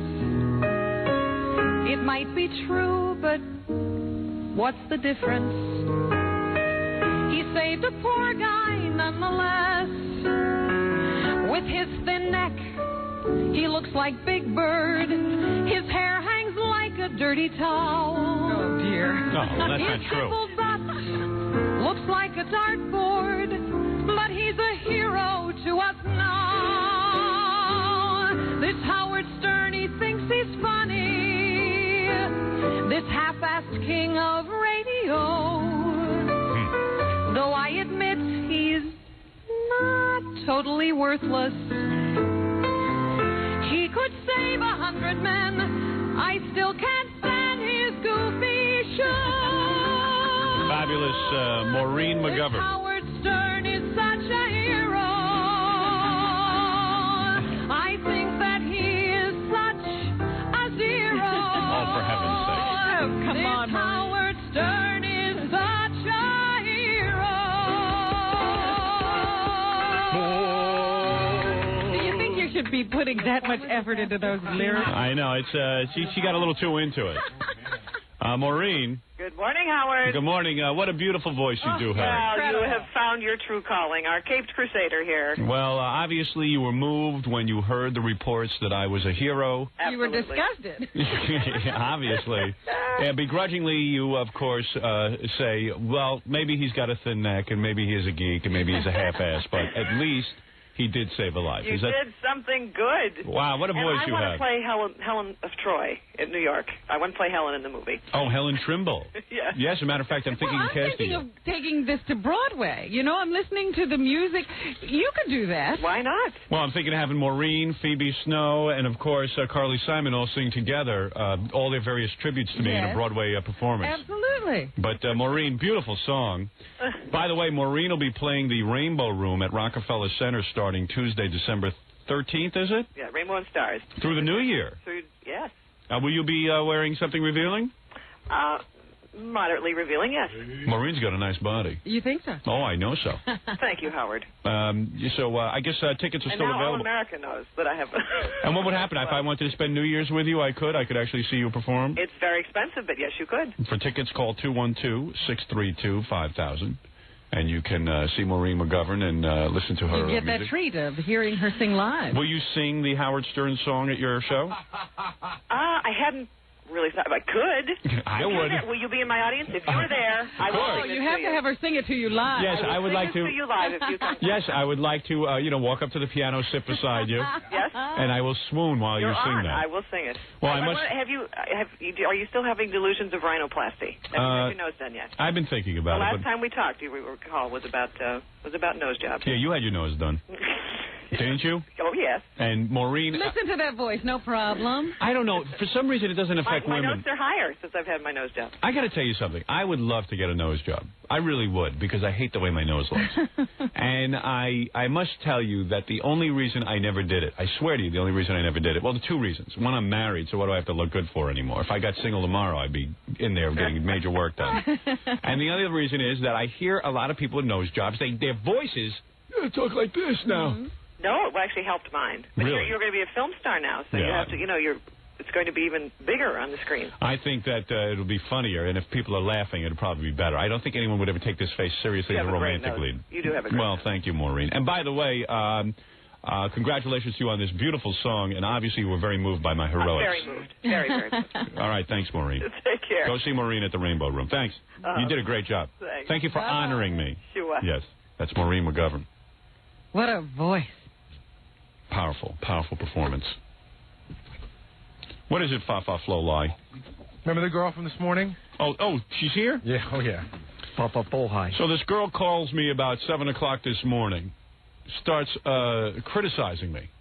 Which, by the way, is continuing for the E-camera out in the green room. Who does she think she is?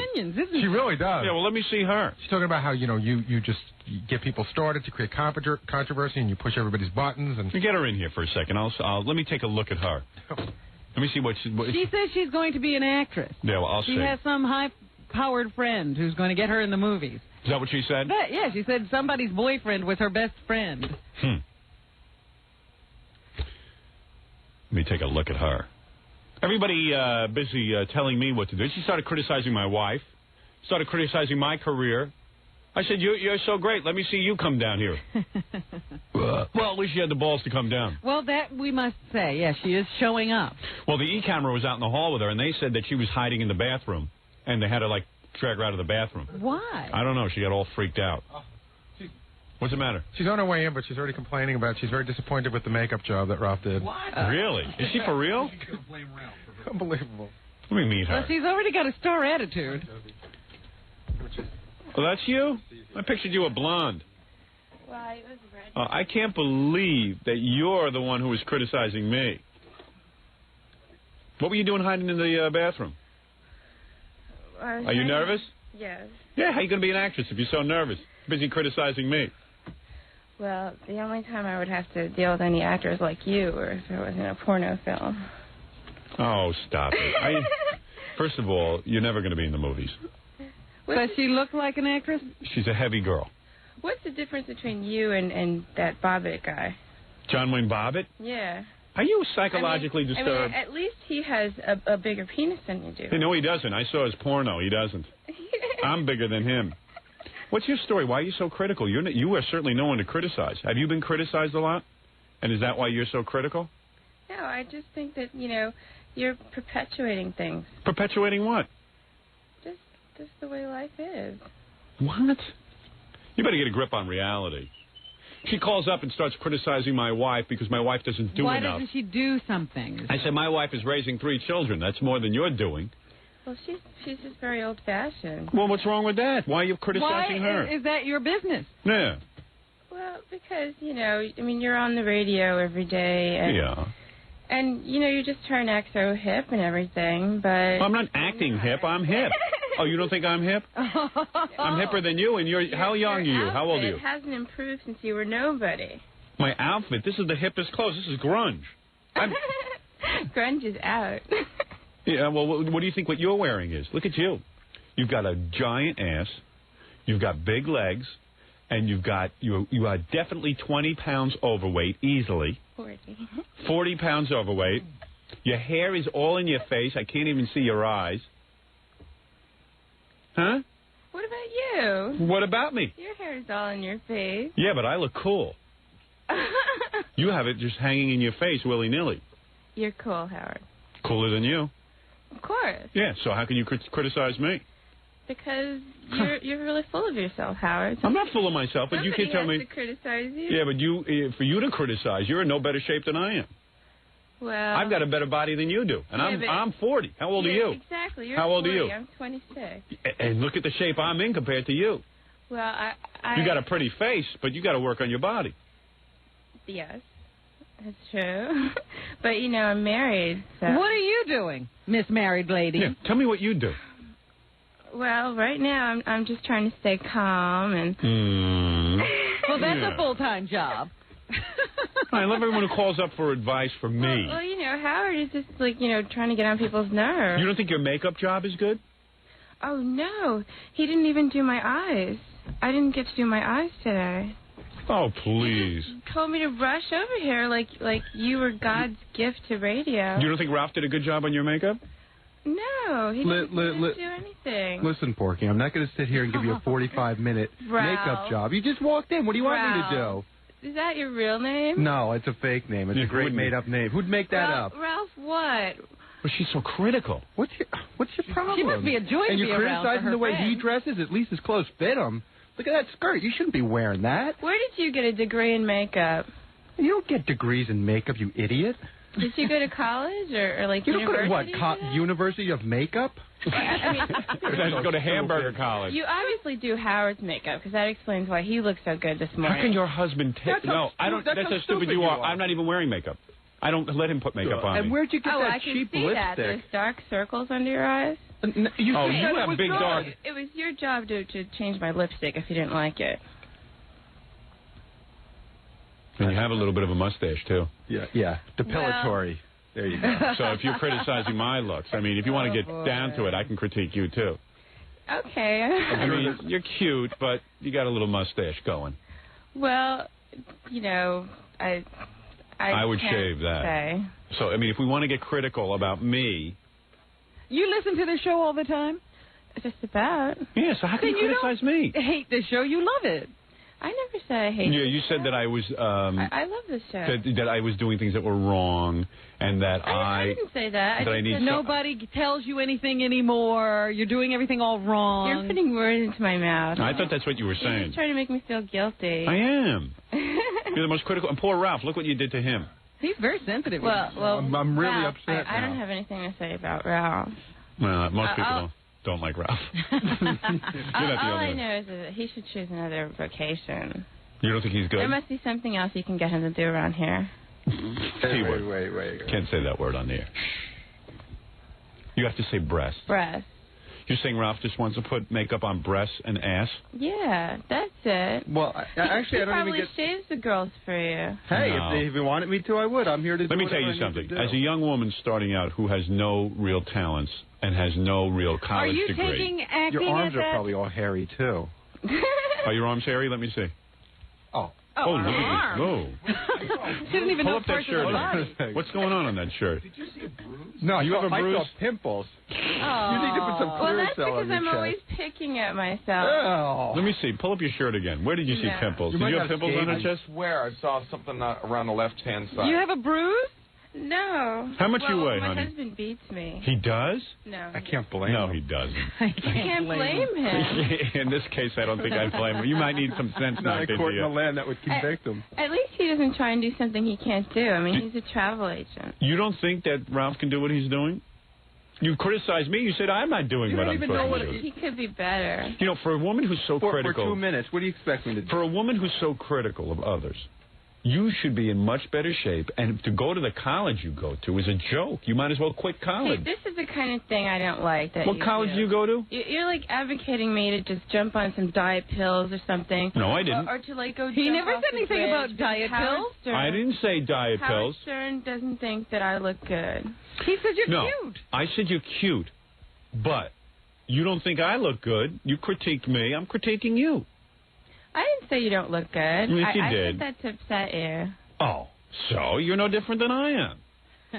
You know what? She's in love with you. I know. And she's You're just in love, trying- aren't she's you? just trying to get you to react. You're just trying to get on the show. Well, if I don't defend myself, you're just going to step all over me. All right. Well, listen, I don't... Well, she says she's an actress. Now, are you taking acting lessons? No. Oh, good. So you're not doing anything with your life. You're going to that... What is the college? BMCC? MCBB. What college you going to? Borough? Forgot. What college? You don't even go to college, do you? Borough of Manhattan Community Do College. you really go to college? Yeah. You do? Yeah.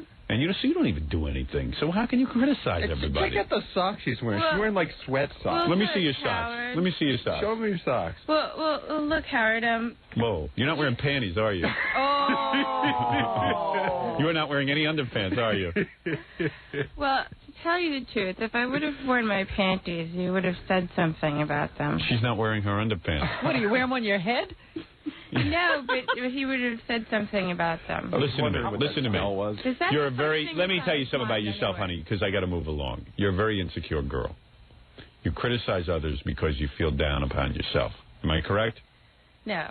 You don't feel good about yourself. I think everything that she said she should turn around and apply to herself. Right. You should dress better. I dress better than you. You just try and get people, you know. I do not.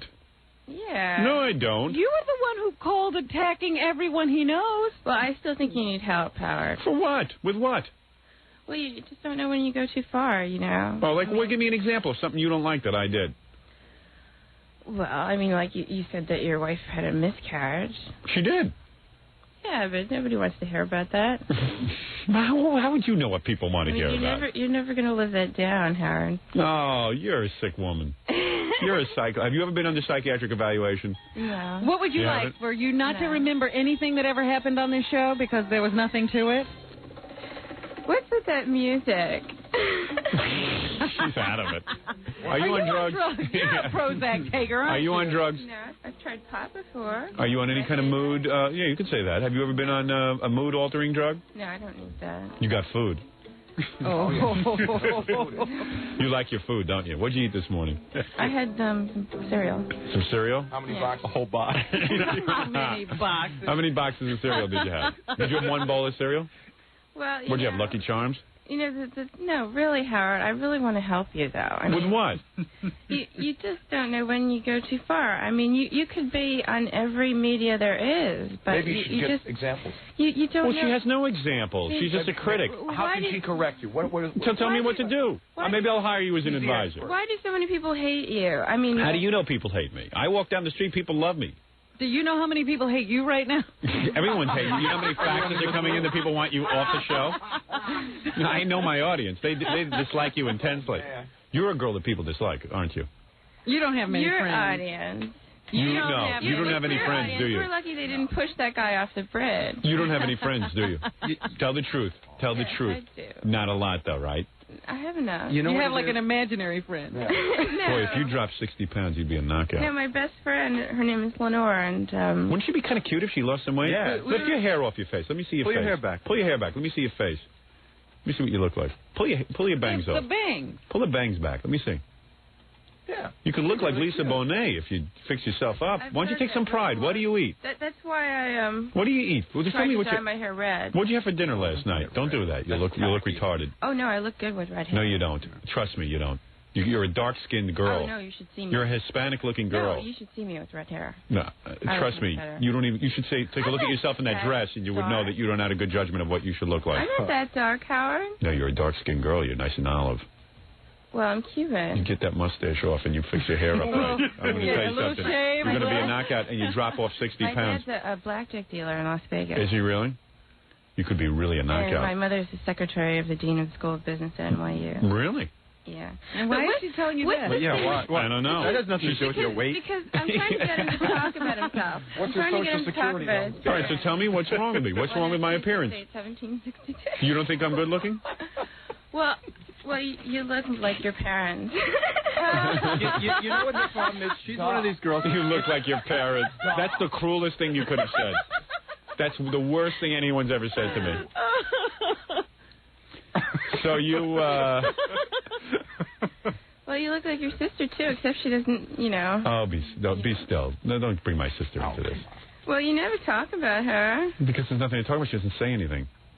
She's quiet. Unlike you. But why are you always She's the opposite of you. Why are you always complaining about your parents? I mean, like, did But your that's what father I really talk do about. those things to you? Yes, Did he do? yes, of course. My father was an abusive man. And you don't hate him? Like, No, I don't hate you him. didn't get any revenge? It was the best thing for me. Look how dopey I am. Imagine he never did that. I would have been really stupid. Were your parents nice to you? Your parents were too nice to you. Tired They fed her too much. My father, let me tell you something. My father called me a moron every day of my life, and I'll tell you something. It turned me into the man I am today. But why isn't he If like... someone had taken you aside a couple of years ago and called you a moron a couple of times, you would have had to really rethink your whole life. You would have to think, why am I a moron? What do you mean? Why are you shushing me? Because you're just going on and on. You're like remote control or something. Well, I'm trying to help you. You're a mess. You're Who's like going to an hire you? automatic pilot. Do you have a job? You don't even know who Howard Stern is anymore. Do you have a job? Oh, boy. You do. Do you know? So You might be just high. Waking up and being on the radio. Are you high? You need a vacation. Are you high? Tell the truth. Are you high right now? No, I'm not. And why do you always have these reruns when you're on vacation? I mean, you should have somebody filling your spot. I mean, you're not so great that people want to hear what you've already said before. Do you sit and listen? Over and over Of again? course she does. You sit and listen. Why don't you have some, like, side... Because nobody's as Why don't good you as let me. Robin take over the I show need a while you're vacation, gone? too. No one is as good as me. There's no disc jockey on this planet better than me. You need someone to put you in place, Howard. Yeah, you're going to do it? I mean, how come your father's like not an executive or something? That was your My father was a loser, and my father was an executive. He owned a business. He was a crummy business, but he owned it. What does your mother do? My mother does nothing, like you. She listens to your radio show, doesn't she? Yeah. My mother's a loser. All right? She was raised by a father who was a pain in the ass, who was a crazy guy. Her mother died when she was 9. She had one pair of underpants her entire life. She met my father and married him, and that's how she got out of her house. That's her life. And then she had me, and she doted on me way too much. Yeah, and you're right. My mother doesn't do anything with her life. She walks around and she naps. And your underpants? I forget. What? Oh, for God's sake, she's such a groupie. I don't. She knows everything about you. About the show, and yet she criticizes. What did you eat for breakfast? Let's talk about you now. What did you eat for breakfast? I had some cereal. Okay, what kind of cereal? Raisin Bran. Raisin Bran? Mm-hmm. How many bowls? 20. I think I only had time for one. One bowl? Yeah. What is it, John? It's just the phones are overwhelmingly in hate of her. Yeah, I know. I can't believe you cut off your hair. Do you want me to put one of them through? I mean, did Howard tell you to do that? You do whatever Howard said. What are you talking about? He had nothing. What's this I hear about you attacking Denise Brown on Tuesday? I didn't attack her. I'd rather attack you. That's what I read in the paper. I mean, this poor woman, her sister got killed. She can't get any justice. If I wanted to, if I want any crap out of you, I'll squeeze your head, okay? Say goodbye to her. And what did you say to this woman? You just attacked her. I asked her a question about O.J. Well, you view that as attacking? What did you say? Did you ever have sex with O.J.? I mean, that's what you would say. No, I didn't say that, so you don't even know what I said. No, I don't know what you said. But I read in the paper that you attacked her. Is she a pain in the ass or what? Can you imagine? And she's married. Somebody walks through the door, she's ready. You probably asked her, what, did they beat you up too? Like, why don't you marry Marcus, whatever his name is? Let me ask you something. You're married? You're married? I can't believe it. You're married? Yeah. Are you on good? Does your husband live with you? Yeah. And he likes you? He's listening right now. And he likes you? He loves me. He does? Yeah. Is he heavy as well? No. I bet he's cheating on you.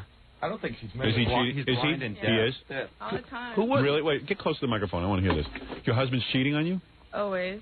Are you serious, or you're just making that Then he up? ran away. He was scared of me. Oh, no.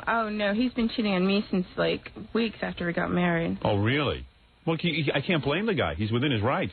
I couldn't take it with you. Oh, yeah, but, it wasn't fair. I mean, because I'm not supposed to cheat on him, and it just ruined the sex between us. I can't. So when's the last time you had sex? Oh, it's been months. Really? That's why she's so angry. You're horny, right? Well, I would be horny if I was having sex, but since I'm not, I'm not. So what, are you divorced? No. You're about still to be. living together? Yes. No kidding. Well, your life's a mess, and you come in here criticizing. No wonder you're so angry. Well, Howard, what do you suggest I do? I mean, I suggest you lose weight. Radio, You'd be right? really cute if you lost weight. I'd love to see you thin. Okay. Just control your eating. Makeover. Yeah, makeover. But, why are you making such a big deal about this guy? He could have called anybody's show yesterday, and anybody. Yeah, and then he wouldn't be here. Yeah, then he'd be dead. Yeah, Howard, everyone's saying that if you don't get her off the air, they're going to jump off a bridge. Son, where are you running off to? You're afraid I'm going to say something to hurt your feelings. No, I'm not. Aren't you? No, I'm running off to do some work. I mean, you could be doing good things with yourself. You could be like an advocate for stuttering. But why can't you? Like why can't you why be don't something? you fix your husband? Leave stuttering. What are you? I'm doing more for stuttering than you're doing for stupid people. Stutter. You're faking. Oh yeah, I'm faking it. Okay. You are. You used to stutter, but you don't anymore. Oh yeah. Okay. You're just holding on to it because you wouldn't have a job if you didn't stutter. Okay. I mean, what would they call you? They would probably just call me stupid. I suggest you call him Slubbering John. Well, how about Slubbering John. Let me ask you something. Okay, and then I'll just call you. I'll just call you Harry Fat Chick. Didn't you notice? All right, Harry. Don't you notice the way the saliva and the spit gets all caught up in your mouth when you talk and sounds really strange? And She's commented on my look. Look at her. Look at her. I mean, what about Chevy Chase? Why do you have a hard on for Chevy Chase? Oh, for God's sake! You're so silly. You're pathetic. The psychologist called. She said that you're late for your appointment. You're pathetic. I mean, you can't even get your own husband under control. You're going to control John? No wonder. And yourself? You can't even get yourself together. You haven't done anything with your life. You really need help. I mean, you need help. You need help. You need help. No, you need help. You really need help. You've got people listening to this show, and you just never know when you might say the wrong thing. Oh, please. Howard, she's worse than Ian, because she listens to the show like a huge fan. Yeah, she puts out everybody she sees in here. Boy, can you imagine being married to her? I would have cheated. Your husband held out for 3 weeks. I would have cheated the first day. You cheated on your honeymoon. I would have been cheating on the honeymoon. I would have been in the room with her on the honeymoon. I would have said, excuse me, I would have gone downstairs to the lobby and picked up a girl. What? When's your birthday? Why? Why does that matter? Because she's got a crush on you, that's why. October. He's overweight, too. Do you have a crush on John? October what? Why? Why? You send me, hate mail? October 4th. What? Oh, okay. You have a crush on John? See, that's what it is. He's a Libra. Do you have a crush on John? He's very indecisive. Do you have a crush? No, I'm not. Well, yeah, I guess I am. Howard says. I mean, get close to that microphone. You couldn't have picked a better guy to just do all your dirty work. You wish you had his job. Admit would just do anything. So would you. You would do anything. I'm doing a job. I'm doing what I'm supposed to do. You would do anything, I said. What do you do for a living? Like, do you go to his house for dinner or something? Oh, he won't let me over there. I don't go to him. I'm not going to invite him over. I wouldn't invite you over either. I don't have enough food. Son. Why don't you, fix him up with one of your daughters or something? He should marry one of your daughters. His daughter's 10 years old. You're so stupid. Sick. All right, listen. I'm not going to deal with this anymore. I had to see you for myself. Okay, but you need help, Howard. All right, so tell me, what's the help? Well, I can call you up every time you're going a little bit too far and let you know. All right, I'll appreciate that. Yeah, why don't you do that? And if I lose weight, will you put me in your movie? Yes. Really? Yes. As a doormat. Did you ever get a director for that? What was that? What did you just say? I didn't hear what you said. You heard me. You dumped that poor director after saying he was so great.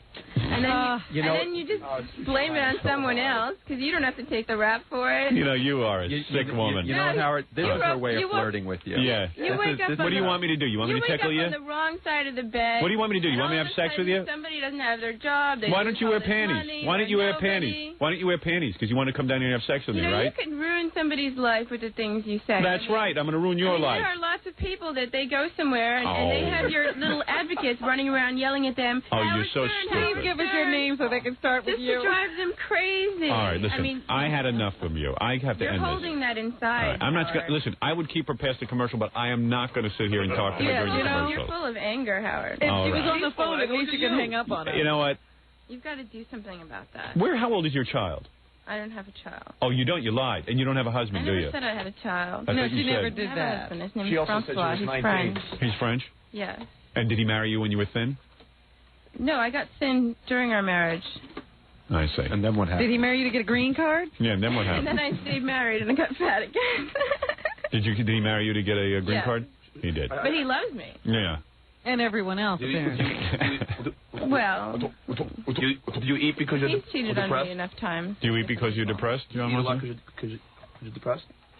Well, no, it's just I You are in no shape to handle us because you are not a person who's together. You're not at the top of your game. You're not Well, look, if you start paying me to lose weight, I will. Why don't you do that? Why should I pay you to lose weight? Oh, this is absurd. I can't believe I'm sucked into this. Lose weight. Yeah. All right, listen. What is your name again? Josie? What is your name? Jose? What is your name? Josie. Josie? Yeah. That's your real name? Josie. All right, listen to me. You're acting silly. I don't know what you're talking about. You pull yourself together, and I'll take advice from you. How's that? My name's Ima, Howard. I'm a what? I'm a fat chick. No, you're just going to throw me out on the street, and I'll never hear from you again. No, you lose 20 pounds, come back and see me. What, is she taking us hostage? What am I she supposed won't to leave do? the show? John, get the scale. Let's weigh her, and if she loses 20 pounds, she gets back on. I have to ring for hours. 20? You think 20 will do it? Well, her next appearance is after she loses 20 pounds. Get the scale. I'll weigh her in. How am I going to get in touch with you? I'm going to tell you right now. First, I'm going to weigh you. And then if you lose 20 pounds, you can come back on. The next thing you know, you're going to tell me to get a breast implant or something. No, you don't need that. What did she say on the phone? She said, mold me, Howard. All right.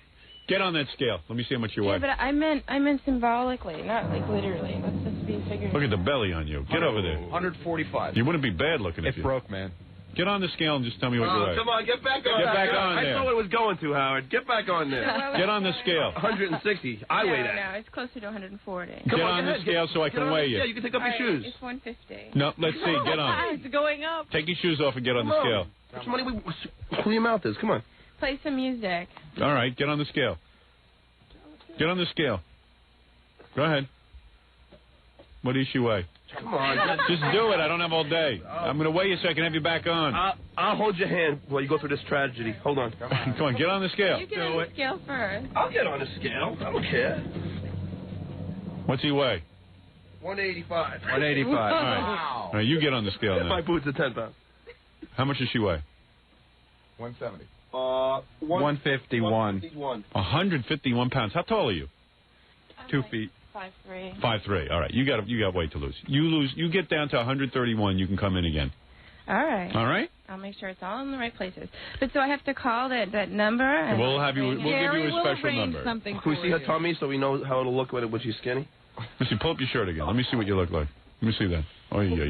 Let me see.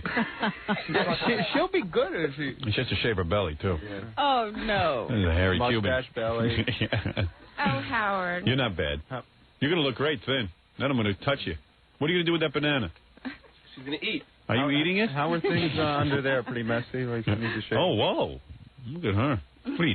She's deep throating a banana. Oh boy. All right, very good.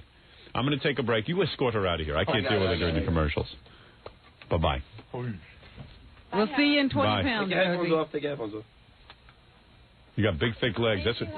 Okay, you're welcome. You listen to me and you'll be okay. All right, thank you, Josie. Mucho estúpido. You speak Spanish? Cuando tú quieres hablar conmigo de tus problemas, sí. Mi sabia se pesca la cocina. You said I have many friends with problems, is that what you said? All right, thank you. All right, that is... When he wants to talk to me about his problems, I'll tell him about mine. All right, bye-bye. There she goes. Whew. They're all coming, Howard. You saved that man from the bridge. And now they're everyone's all here. finding their way here. Well, let me take a break and calm down from that, and we'll be back right after these words. You're listening to The Howard Stern Show. Once again, Howard Stern. Tonight on the TV show, the three midgets with their giant-sized girlfriends. Don't miss it. Everyone's been writing me. Get that on the E! show, so it's on there. There were a lot of requests. Yeah, evidently.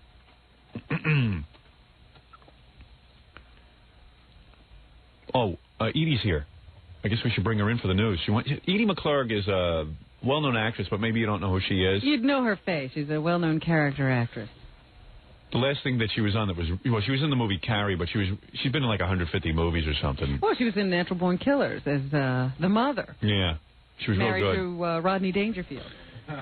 Edie's like a real good actress that nobody knows her name, but they know the face. Yeah. When they see her, they know. And then the most famous thing that I would think that she's sort of known for is being on that Valerie Harper show.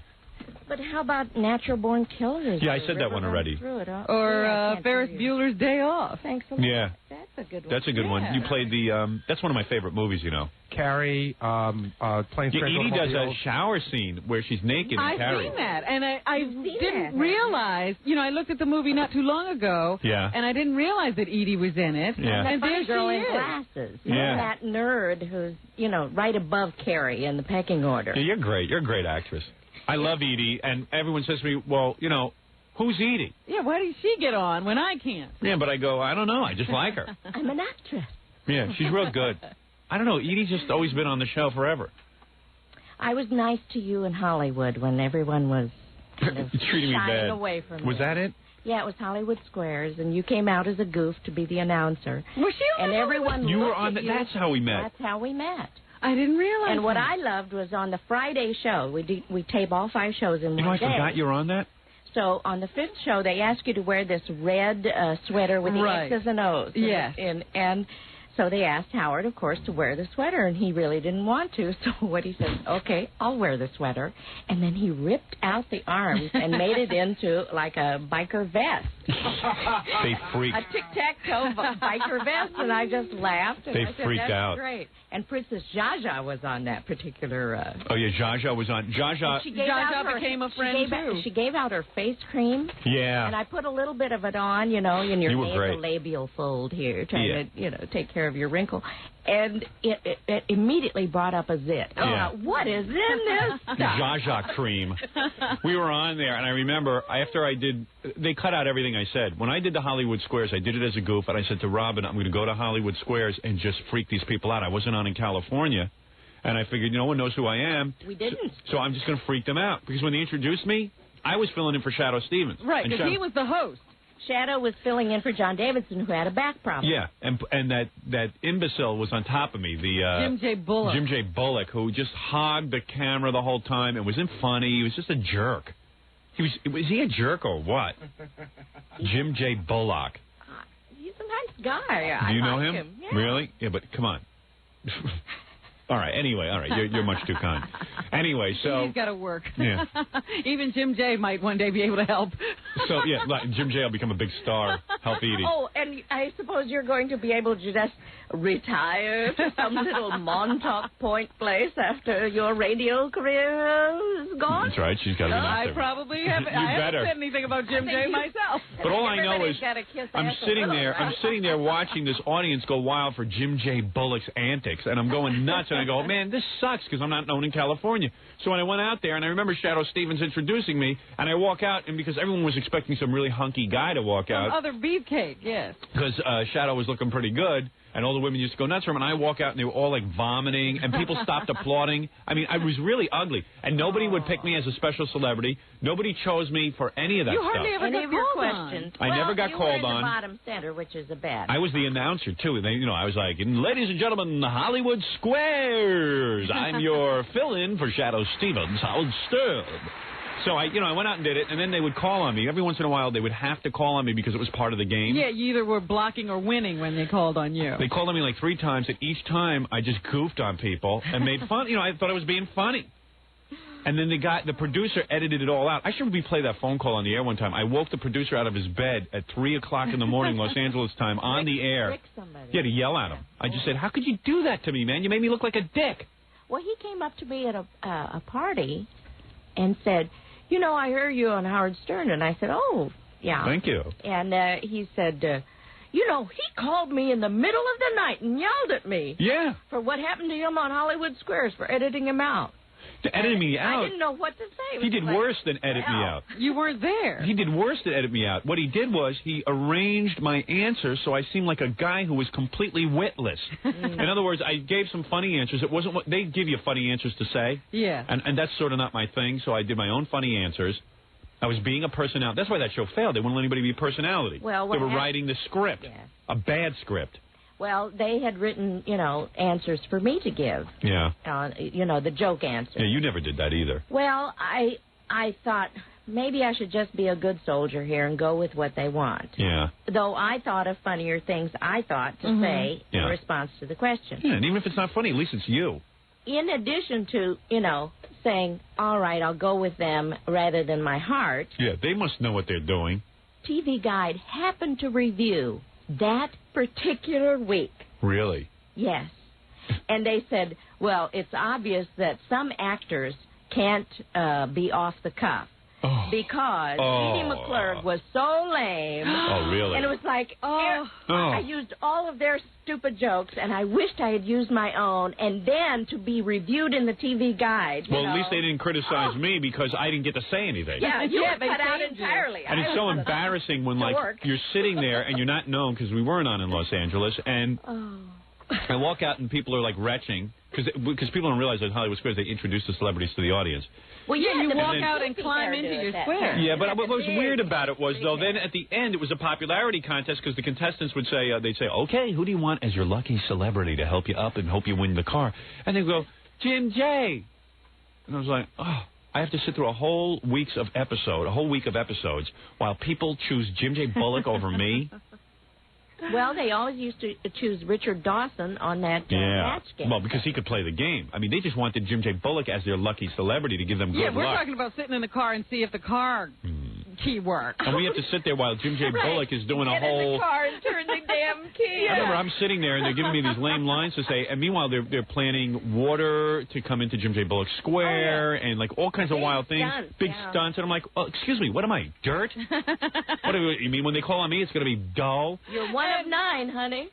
Remember the last day, because you had never been picked as the lucky celebrity, they let you stand by the car. Yeah.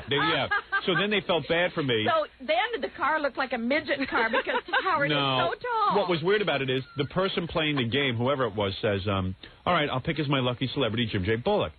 And then out of pity, Shadow Stevens says, and you know, I'm going to call on Howard Stern to come on up here too. And I just said, oh my God, I'm a charity case.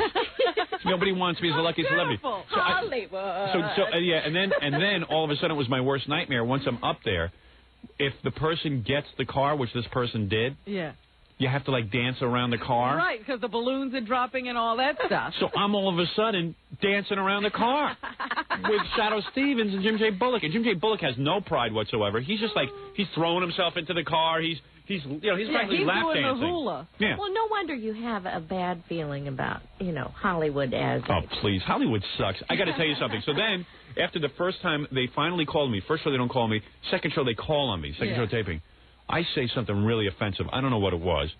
Then we're done taping for the second day show, and as I'm walking down, Princess Zsa behind me. She goes, you are a vile, vile man. No. Yeah, you don't know this? No. Oh, I told this. Yeah. Part. She goes, oh, good. You are a vile man. So I said, oh, well, and meanwhile, her ass is the size of Bermuda, and remember she was wearing that big dress to hide her ass? Not only that, but way back. Yeah. How about repeatedly marrying for money and, sucking dry every, person who earns a living? Well, she claims she never received a dime from those guys, in all fairness to Princess Zsa. The Hilton? No. She claims she never got any. She claims she never got a penny. It was the says. acting career that all her money came from. Oh, right. Sure. The Plan 9 from Planet 9. Bleen or whatever. What is that thing? Women needs Mars. Mars needs women. Yeah, Mars needs women. That was great. Fred, is it true? Isn't that where she had chopped liver face? I think so. Like what happened was. Chopped liver? No, remember that movie? It was Zsa Zsa Gabor, and it was a planet of women. Yes. So these two astronauts show up on Mars, and they're the only guys on the planet. Can't get off. Princess Zsa is the leader of the planet. Yeah. But she wears a mask the whole time, and finally one of the astronauts pulls off her mask, and she's got like a fire on her face. It was like acid had eaten away her face. Yeah, and she was like, "Oh, don't look at me!" Zsa wears khakis. So then the next day, Zsa does. We do a taping, and I'm just as vile as ever. And I walk down, she goes, yesterday I told you you're vile. But, darling, you're funny. I like you. I like it. It's funny. But it's so rude. So I'm being evaluated by Zsa Zsa Gabor. Yes. And she's deciding whether she wants to sleep with you or not. Yeah, right. I don't think she was deciding that. I'd ask her to slap me first. Yeah. Well, and then the whole sweater thing happened where the producer comes up to my, what they call a dressing room. And I'm in there, and I'm feeling weird after the week's worth of tapings. And now it's the Friday show, and they go, listen, Friday show is special because we get to wear a special Hollywood sweater. I go, what do you mean a Hollywood square sweater? He goes, it's got tic-tac-toe in the corner of your sweater, and you can keep it. You get to keep it. So I said, wow. Well, after a week of torture, I guess that's really special. So I just took it out of anger, and I said, I'm not wearing this. I look like a doof. I ripped the sleeves off, and I tore the neck off, and I just, did a little, I made it cool. Now, if Jim J had done that, it would have been funny. Right. Well, they freaked. I mean, they freaked. They didn't want to let me go on. I said, look, I'm not wearing that sweater. They go, you're being ridiculous. I said, I'm not wearing it. That's it. That's bottom line. I'm just not wearing it the way it is. I'll wear it if I can goof it up. Okay. Meanwhile, I look terrific in that stupid. I still wear it to this day. I actually have it. Do you have yours? I think I tossed it to one of the fans as I left the lot. I'm a real ass. I'm into memorabilia. Oh, there's going to be a Howard Stern museum? Of course. What are you talking about? On Long Island? I should start a Long Island Howard Stern museum because I've got tons of memorabilia. Well, you know, you're going to be like did it before he died. Franklin of radio. I'm going to do it because I've got like my Hollywood Square sweater and all your different outfits from live shows and videotapes. I've got my Elvis costume with all the duty stains on it. And you've got the big box. Fart Man with Fart the Man. Oh, honey. I've got stuff. Have little blow-up dolls inside of all of these things. Yeah. Have you been to the Lucille Ball Museum? No. That is in University. Why, you went? No. Because, yes. Yeah, that's right. This is exactly it. They've got Lucy's all decked out in Lucy's outfit. Is it the real Lucy? They got mannequins. Oh, they don't have her stuffed? No, they don't have her. See, I gave you permission to stuff me when I die so you can for my museum. You can't wear all the outfits. Oh. So now, I have been to the Roy Rogers Museum. Is that right? They do have Trigger in rampant, up. Pose. Yeah. And that's the real Trigger. And it's the real Trigger stuffed. Why can't they do that to people? Bullet. Oh, no, Bullet stuff, too. No, Bullet stuff? And they have Nellie Bell the Jeep. And Yeah. then a mannequin of Roy. Pat Brady. Pat Brady. Oh, okay. Will they stuff Roy? Roy says he wants to be stuffed. Is that true? Yes. Wow. He said, Dale, I've told Dale when I go ahead and have that. You see, that's super. taxidermy. I would love to see Dale stuff. I'm praying for that. Yeah, that's great. Listen, I got to take a break. Edie McClurg is here. Dale doesn't quite look like she did in the show. No. That's right. They should have stuffed her 25 years ago. It's a little late. Let me take a break. We got news to do. Edie's here. Do we? Oh, yeah. right. You want to do the news with us? It's almost Want time to do to the go news? off the air, isn't it? We always do this. Yeah. All right. I didn't even get to play Phoebe Snow's song again, but I know. We'll do it Monday. You've heard he's a hero, haven't you? I'm so impressed. Thanks. I know. Have you ever saved a life? I've been on the radio I was on radio for many years, and no one ever called my station because I work for public radio. It's pretty cool to save a life. It's very cool. Yeah, no one listens. Actually, you are on public radio. Let me take a break. I'm running behind. Let me take a break. Edie McClurg and then is I'll here. come back and adore you. Yes, right after these words. Edie McClurg, of course, the great actress who is in Oliver Stone's Natural Born Killers. She's Rodney's wife in that. It's really great. Juliette Lewis's mother. That's the best part of the movie. I was not really into the whole movie. I thought it was very interesting visually and auditorially. I mean, it really was. It hit you. I don't know, but it was interesting, but ultimately. But I thought the sitcom treatment of her was great. life. It was brilliant. And you were great as the mother. Thing? Thanks. That was the best thing. See, you light up the screen. Oh, Son of a bitch, you light up the screen. Look at you. You make me blush. Edie also, let me see, tell you what else she did. Because everyone always says to me, who's Edie McClurg? Okay. This people don't know. Edie was one of the originators of the Letterman Show. Right? The Daytime David Letterman Show. You were part of that. What were you, were you a performer on that? I wrote and performed my own original characters, yeah. Mrs. Marv Mendenhall from Venice, And what happened? Just outside New York in Lake Forest. What happened between you and Letterman? Are you still friends? People move off in different directions. Oh, yeah? Yeah. He hasn't had you on. Leno has you on. Not recently. Edie always feels bad because she thinks she said bad stuff about Letterman on my show years ago when she talked about it. Right? Did you say bad stuff? You didn't say bad stuff, though. What did you say? I forget. I don't even remember. It was interesting. I know that. Hey, where's Robin? Oh, there's Robin. Hi. What happened to you? What? Where were you? I was looking for faxes and late breaking news. Yeah, where were you? I was doing my work. That's oh, right. Yeah? Doing your BI business. Wow. No, Little problem? I'm not feeling very well. Uh-oh. Diarrhea? No, it's nothing like that. I'm just queasy stomach? Terribly exhausted. Oh, well, as you should be. You're the hardest working person on this show. I got to tell you. I got to credit you. No, that is not true at all, just at this point in time. No. It's not Friday, about the show. It was a very big week this week. That's right. It was. I don't know about you. Maybe I'm feeling the kind of tired you should be since you saved a man, but I feel exhausted. Robin, I'm still on the emotional high of saving a life. Good, because I think that's wonderful. If you felt like me afterwards. Yeah. You wouldn't be able to get through the show.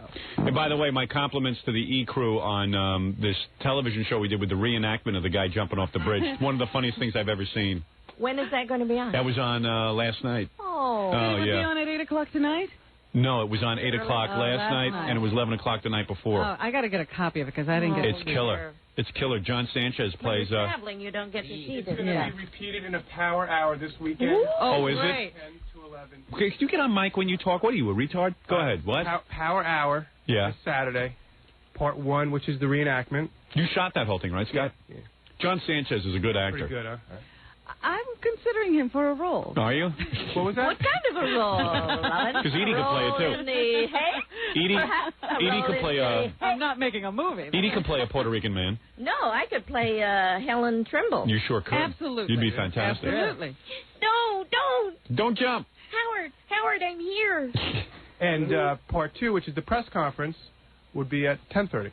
Wonderful. Right. So it's 10 o'clock and 10:30 on Saturday, Power Hour. Yeah, Power Hour. See our press conference. It's pretty funny. And we had a 2-camera shoot on that one. It's not just looking at us up at the podium. You see the press. It's funny. Is that right? Yeah, everyone tells me it's really funny. Penny Crone busting my balls and all that. It's really good. I could not imagine how this person could think that could have been a staged event. That's okay. You're not going to hear her at any more Howard Stern. Excuse me. You're not going to hear her anymore at any Howard Stern press conferences. Oh, really? I've had a falling out with her. How do you keep the press out if you're having a press conference? I simply close the door on her when I see her. I slam the door in her face and maybe it catches her. I wondered how that worked. It was like that was a very twisted road to have gone down. That's not why I'm upset with her, by the way. I don't mind that she comes to the press conferences and asks questions. That's fine with me. Any question is fine. But she knows what she did. I asked her to do me a favor. She didn't do it. I asked her not to air something. Well, there will be a price to pay if you don't. Right. Yeah, I can manipulate the media just as much as the next guy. How's she going to feel? If you don't play ball. Next time I do something big, Penny's out. That's all. Goodbye, Penny. Go cover. Good for her. Go cover some other show. That's all. Made her. Anyway, why don't we do this? I don't appreciate your belittling all the hard work I'm doing. I noticed that. Absolutely, I'm belittling it. Yes. I noticed that. Is she crazy or what? Yeah, you're the hardest working person on this show. There was You no are. sarcasm. No, there. not at all. I consider you in there. wrong. You are the hardest working person. Oh, no. No. Trying to give you credit where credit is due. That's all right. I'm always sympathetic when you're going through tough times, but I will remember this. You're a little sarcastic. You're right. You caught me. You caught me on that one. This is your radio wife. Yes, it is. And that's your home wife and your radio wife. I have a wife pretty much wherever I go. Yeah, he has a wife wherever. There's no hiding from any wife. Robin, let us begin the news because your LA wife. Yes, you could. You certainly would. Right outside the bedroom. I would love for that. I make you an omelet. Edie, we're going to do the news. We're going to do the news, Edie. You're welcome to comment if you want to jump in. You understand? I'm commenting on the news on Bill Maher's show. Oh, are you? Well, I apologize for that career dullness. No. Actually, Hugh Downs and I are the most, and one wouldn't expect that, but he called Newt Gingrich a fascist. Newt Gingrich is not a fascist. I don't have a problem with Newt Gingrich. You're wrong. Okay. What don't you like about him? He's the new devil. Nah, that's what you're painting him to be. No. I don't think his ideas are bad. What, the orphanages? I'm all for that. Look, he is like the guy on the debating squad. He's about 15 years old. He's collecting his evidence, and he's he's on. And then when he makes a point, he just wiggles his little behind. Everyone in Hollywood. So excited with himself. No, you live in a very liberal You're Hollywood. getting into personalities. And Newt, it's not about personalities. Newt Gingrich, what he is actually advocating is what the people have been asking for a long time, and the politicians have been unable to give them. They have been unable to cut the budget. Anyone who's for cutting budgets, excuse me, anyone who is for... Clinton has cut the budget these last 2 years. This is not Clinton versus Gingrich. 70,000 Hold it. jobs I'm not being anti... in the government. That's now, your problem. Newt Gingrich comes in and he says, I'm cutting 1,500 jobs in the Congress. No. This is like, well, big deal because he puts a press conference out. This is not the problem. It is not Clinton versus Gingrich. You see, people love to paint like a Rocky story. Well, if they're all on the same team, why won't it be better for us? People like to paint a Rocky story. That it's Gingrich versus Clinton. This is why I hate Republicans when they sit and criticize Clinton. Clinton's a good president. He's doing a good job. I like the course he's going on. I think he's a hard-working guy, better than Bush, who sat around at Camp David every weekend. The guy's at least in the White House working. It's not a Clinton. You got to look at politics a different way. Gingrich, or whatever his name is. Gingrich. Morally, you could criticize with the wife. I've criticized. It's awful. He shouldn't tell me about abortion. He shouldn't tell me about my personal life. But the political agenda now, if it becomes one of cutting budgets, of taking... Line-item veto. Taking welfare mothers and saying, look, the first time maybe you had a mistake and you had a kid, but now you're making a career out of it. We're not going to take these kids and put them somewhere decent and put them in an orphanage. I have no problem with that. I'd rather see a kid in a private school like an orphanage than with some of these crackheads or these mothers that have kids just to make money. No problem with it whatsoever. I don't think that any... What's it cost about $35,000 a year to keep a child in an orphanage? And if you have that child on welfare with its mother... With its mother? You call that a mother? Edie, let's say, how much does it cost to warehouse all these criminals who are constantly going through our system? That's even $50,000. Here's the key. Here's the key. Here's the key. $30,000 as opposed to the $50,000. Here's the key to here's the answer. Point is, when it no longer becomes economically viable for these women to have these babies, when they see they can't get paid, they'll stop. That's what we're after. We have to teach them through reward and punishment. So do you think we should rewarded them for having plant in their arms yes, in order to... absolutely. They should be sterilized. Absolutely. You cannot do that. Absolutely. Well, then what are you going to do? Nor plant in their arms is fine. What are you going to do? No. When a woman is told you will not get any more money for babies, they stop having babies. They will learn birth control. They're not having them for love. They don't love these babies. They're not planning these children. They want someone to love them. Listen, I'm not going to sit here and play psychiatrist. I got my own problems. But, no, I have often thought, why is this, explosion of dullards, coming about? Oh, please. And it's because the cheapest way to feel good is to just grind your groin against another person. No, wrong. The cheapest, what's going on here is that if someone will pay you to have a baby, if somebody will pay you to have a baby, then you'll have a baby. Got to stop it. Just say, okay, first one will give you some help for 2 years. After that, you're on your own. If you have another one, we're taking the baby away from you, and you're not going to get paid. We'll have to raise it. Well, let me say something here. Both of you are right. Thank you. The problem is the children. Yeah. Well, there should be abortions. There should be mandatory abortions. Oh, stop. Believe me, you can put me in control. You'll see abortion through the roof. Now you're talking fascist. Yeah. The real fascist is me, not Gingrich. I could solve every problem in 2 minutes. All right, Edie, stop getting us off the topic. Robin has a lot of news. That's good, because I would have brought that up anyway to see what Edie's views were on Easy. Yeah, Edie's views. You obviously know her sexual reputation. I am not the easiest person. I am the hardest. Come on, Robin, let's get into some news. Okay. Edie dragging us off the topic. That's right. With her own... she's so verbose. I'm tangential. You're sitting and attacking Gingrich because all your friends in Hollywood are attacking him. There's nothing to attack. I don't have any friends in Hollywood. Sure you do. Thank you very much. Too liberal. Go ahead. Yes? James Brown. The hardest working man in show business, and you are the hardest working woman in show business. No. I would not like to be compared with James Brown today, because James Brown is a wanted man once again this morning. James. Poor James. He has been accused of beating his wife. Hey. Really? No kidding. Yeah. The alleged wife beater. Right. So they're looking for James. I don't know where he is. He's in OJ cell. He's probably working hard somewhere. But, a woman can only push James so far. Well, I would suggest that James walk away as opposed to push and hit. Well, you're not a big celebrity, Robin. You don't know his pressures, in all fairness. It's stress. He hasn't had a hit in a while. Well, as Kevin Costner said, marriage is a hard, hard gig. Yeah. What a heavy individual he is. It's a hard, hard gig. Yeah, Kevin, dip. All of a sudden getting hip. What a dip. Did he say that? Marriage is a hard, hard gig? Quote in the People magazine. Yeah. You know what you do? Put him in a bus accident and take away all his money, and he'd be begging that wife to stay with him. Exactamundo. Right. His wife's a piece of ass. I've seen her. I'd love to get in the sack with her. And she remembers him when. That's the problem. Right. Of course. She thinks of him as an ordinary guy. Right. Kevin Costner. He's got to be built up. He's a dickhead. And that's why you need Allison, because she does remember you when. Yeah, right? That's why I need her, all right. Yeah, you know, he complains about that, too. He doesn't think I'm anything special. Robin, you give me a 19-year-old. I wouldn't be sick. That's what he said to me yesterday, that a 19-year-old has the cure for him. Yep. Oh, but see, you know, I don't know if you believe in God or not, but I think that you think if you walk away from that because you think that's the right thing to do, you will be struck lame or helpless you or bet. something. That's right. I get you. My mother made me a neurotic. My mother made me a neurotic jerk. Guilt. Right. I object to this. Do you know what the hottest Christmas toy is this year? Edie McClurg doll? Is it Morphin Power Ranger? Well, I wouldn't mind that so much, but it's the white Power Ranger. Really? Oh, dear. What do you mean, there's a black Power Ranger? Well, there's all kinds of colors. Yellow, blue, green, yellow, green, red. and the white is the big. The white is the big one. Why is that? I have no clue. It just, I thought it was funny. Wake up, white Power Rangers. So, yes, the white one is the hottest seller. Is that right?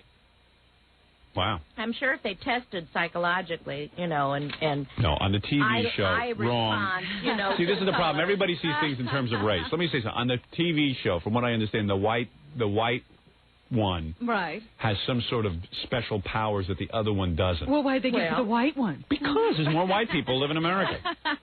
When there's more black people, they make a black Power Ranger. What else you got there, Robin? You know, it was the anniversary of John Lennon's death yesterday. I know.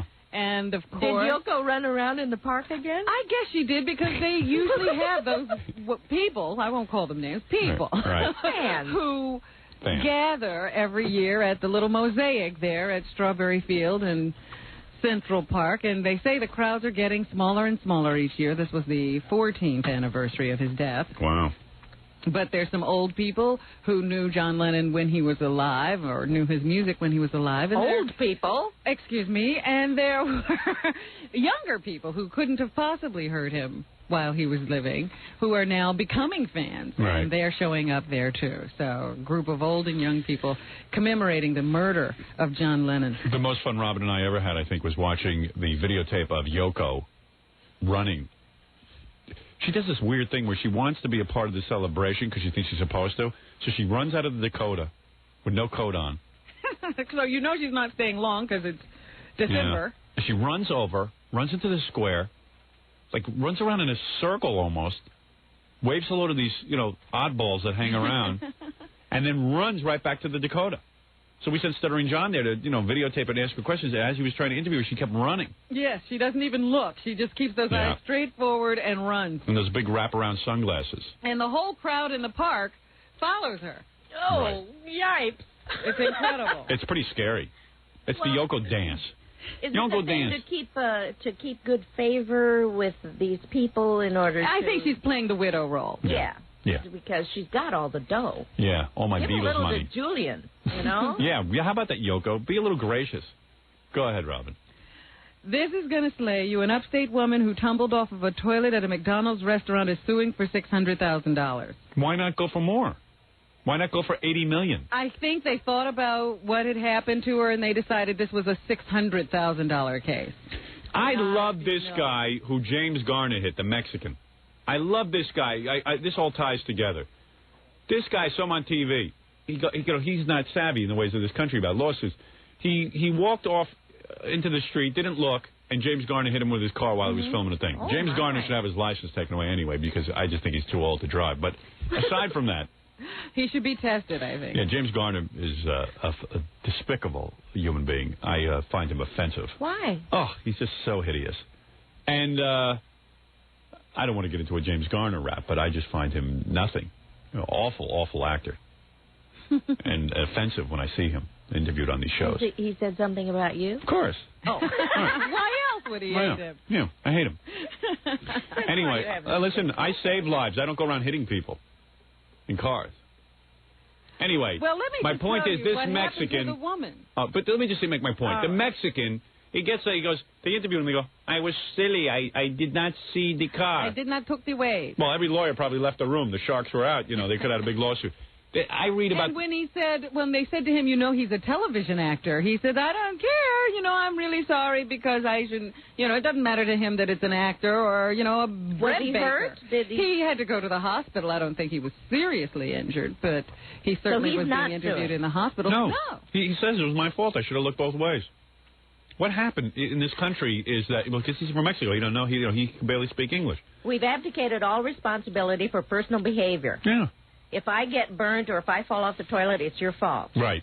So tell me about this one, Ron. All right, because this is one we really should discuss. Does this woman have a case or not? Her name is Michelle Verdicchio, and she claims in her lawsuit that she smacked into the bathroom wall, suffering injuries to her arm, shoulder, chest, and breast. The incident at the McDonald's about 15 miles from Albany took place on June 24th, 1993, when the fast food restaurant's toilet suddenly shifted to the right and Verdicchio lost her balance. Okay, the toilet shifted off balance and threw her off the toilet. She wasn't just loopy and No. Wait a second. I don't know. I'm telling you so all I know. The toilet was broken, therefore. I mean, but wait a second. How much could the toilet have shifted? And how much injury? How much did she weigh? And how much injury do you think you would really, in reality, incur if you slid off a toilet seat? A foot. It sounds like the toilet had an earthquake. I fell off rollerblades on my ass, and it hurt for about 2 weeks, and then I was fine. So you tell me. If that happened to me, you know, Robin this happened to Robin a couple of years ago. She was walking in I think it was a movie theater. You had on high heels. You were at some premiere. I was at a club. You were at a club. Yeah. She was walking in high heels, and there was a little hole in the carpet, and she tripped and fell and broke her leg. Yeah. No. And you know what she did? She said, "Oh, I was like really. I shouldn't have been wearing heels that high. Right, I have trouble walking them." On the stairs. She could have had like a $20 million lawsuit over that. You could have been living on lawsuits. Yeah, I mean, but can you believe that though? But I mean, what's the matter with you? How is this society? How is a restaurant supposed to stay in business? How is a club going to stay in business? Stealing the money. Yeah, I mean, it's just she was fine.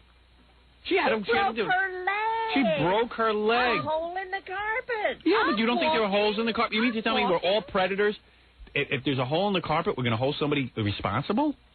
I don't say stage an injury, but if you have a legitimate but people do stage injuries all day. It's out of hand. But the people who don't shouldn't be penalized about not getting some kind of You think if somebody slid off you never were on a toilet seat and it wobbled a little? It happens to me all the time. You've never been on a toilet seat where the toilet seat shifts? They all shift. How much did it shift? I don't know. Well, to throw this woman against a bathroom wall, it must have been walking.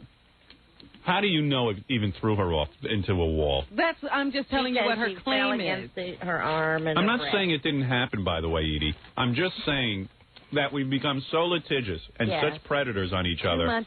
Too much law. I see what goes on in these courtrooms. Little nothings are taken and blown out where they're trying to ruin McDonald's. McDonald's makes $500 billion a year. I'm sure it doesn't matter if they have to pay off some ridiculous lawsuit. But the fact of the matter is, the whole society has become and while McDonald's preying on one another. Won't be hurt. Small businesses have to deal with the same thing because everybody's thinking, oh, they have insurance. I was over at a friend's house the other day, and I slipped on a walk. I fell down, and the person said to me, "Oh, I hope you don't sue me." Now, let me tell you something. Are you all right? No, first thing, I hope you don't sue me. This is how scared people are. These are homeowners. Because this is what and it is perpetrated by these scoundrels, these lawyers. I have found that 70% of this country, 70% of the lawyers in the world are in this country, and they are all looking for something. They've got to find something. The judges don't stand up to them because the judges are part of this system. They all go into private practice afterwards. There are things that I need to do at my house that have to do with ladders. Mm-hmm. And I find that I am almost frightened to just get someone, a worker to come in and, replace these things that needs going up a ladder. Yeah. Because it's a precarious position. So it's like, my house is falling into disrepair because I'm afraid someone will sue me if something might happen. Of course. I think that's a real problem. Place to be. Yeah. And a judge won't give you a break. You will have to go and hire lawyers for a fortune to defend. You would have to defend. Such insurance up my UYA for every kind of eventuality. Well, let's talk about the Vitas Gerulaitis case while we're on this. Go ahead. Vitas' mother is trying to conduct an investigation to determine exactly what happened to her son, who was staying at a guest cottage of a house out in Southampton, and he died of carbon monoxide poisoning. They want to investigate, see the place, try to look at the wiring and pipes or whatever to determine exactly what happened to the son and who is responsible for his death. The woman who owns the property says she's cooperating with police, but she refuses to allow Mrs. Gerolaitis' investigators onto her property. Let me tell you something. You got to ask yourself this. The people who put up Vitas Gerolaitis were very good friends of his. Mm-hmm. There clearly is no maliciousness here. These aren't people who were trying... They didn't bring him into the house to try to kill him. Yeah, they were people who... Yeah, they didn't set up a death trap for Vitas Gerolaitis. This was their buddy. They didn't know that the furnace was bad. They didn't know. They bought a furnace. They bought from a legitimate furnace company. They had their friends stay over who wanted to stay someplace and hang out with his buddies. If there's no maliciousness here, it's called an accident. Well, do you sue? See, this is how it's become. No, if the homeowner, the people who are renting the place, the furnace maker, who do you sue? If I was a judge... who installed the furnace? No. If I was a judge, I'd first of all dismiss the case. Well, there's no case yet. She's trying to figure out who to sue. There'll be a case. First of all, the guy who owns the house, no problem. Out of the case. Takes common sense to figure it out. Was there a motive involved? Was there maliciousness involved? Should this man have been an expert on gas, furnace, or stove installment? This is what I'm talking about. You think that the average... do you think the average homeowner... the average homeowner in this country is going to be held accountable every time they have something installed? Is that what you're telling me? How can business survive? How can it thrive in this country? How can things happen when people are so mind-boggled by these lawsuits? You mean to tell me a guy has asked, he's going to say, I better not have a friend over. That's right. They sleep over. What will happen? This is what is going on. I'd love to put you up, but I can't. We have a nation of predators. This is the enemy. It is the legal system that is the enemy, and particularly lawyers. They are the enemy. You have lawyers, don't you?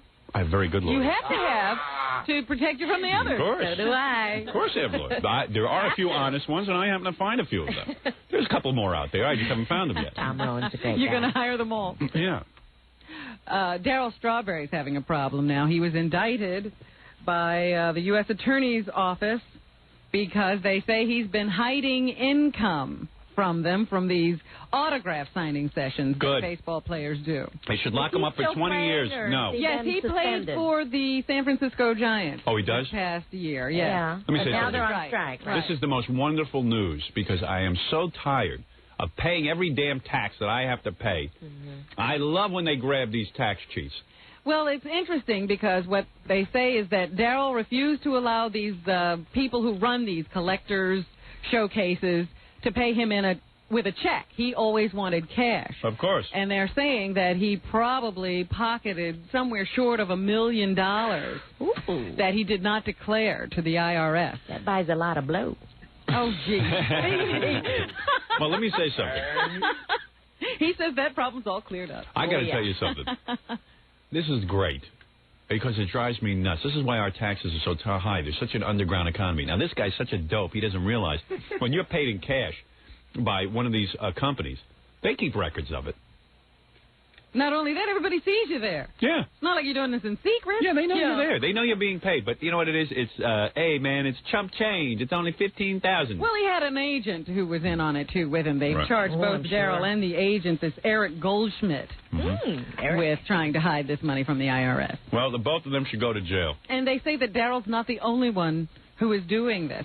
Now, do you think they're just going to use him as an example? Or are they going to go after all of these people and punish them to the full extent of the law? They have to go after every one of them.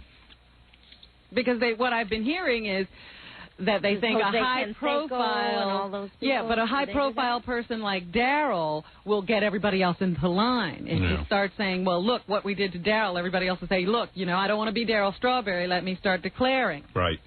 But that's targeting as far as I'm concerned. No, the law has to be equal for everyone. It has to be administered equally. Yes, That's what I was trying to say while Edie's making jokes. Edie, are you joking over there? You trying to be funny on this show? Edie McClurg is with us, and we'll take a break, and we'll do some more news when we come back, right after these words.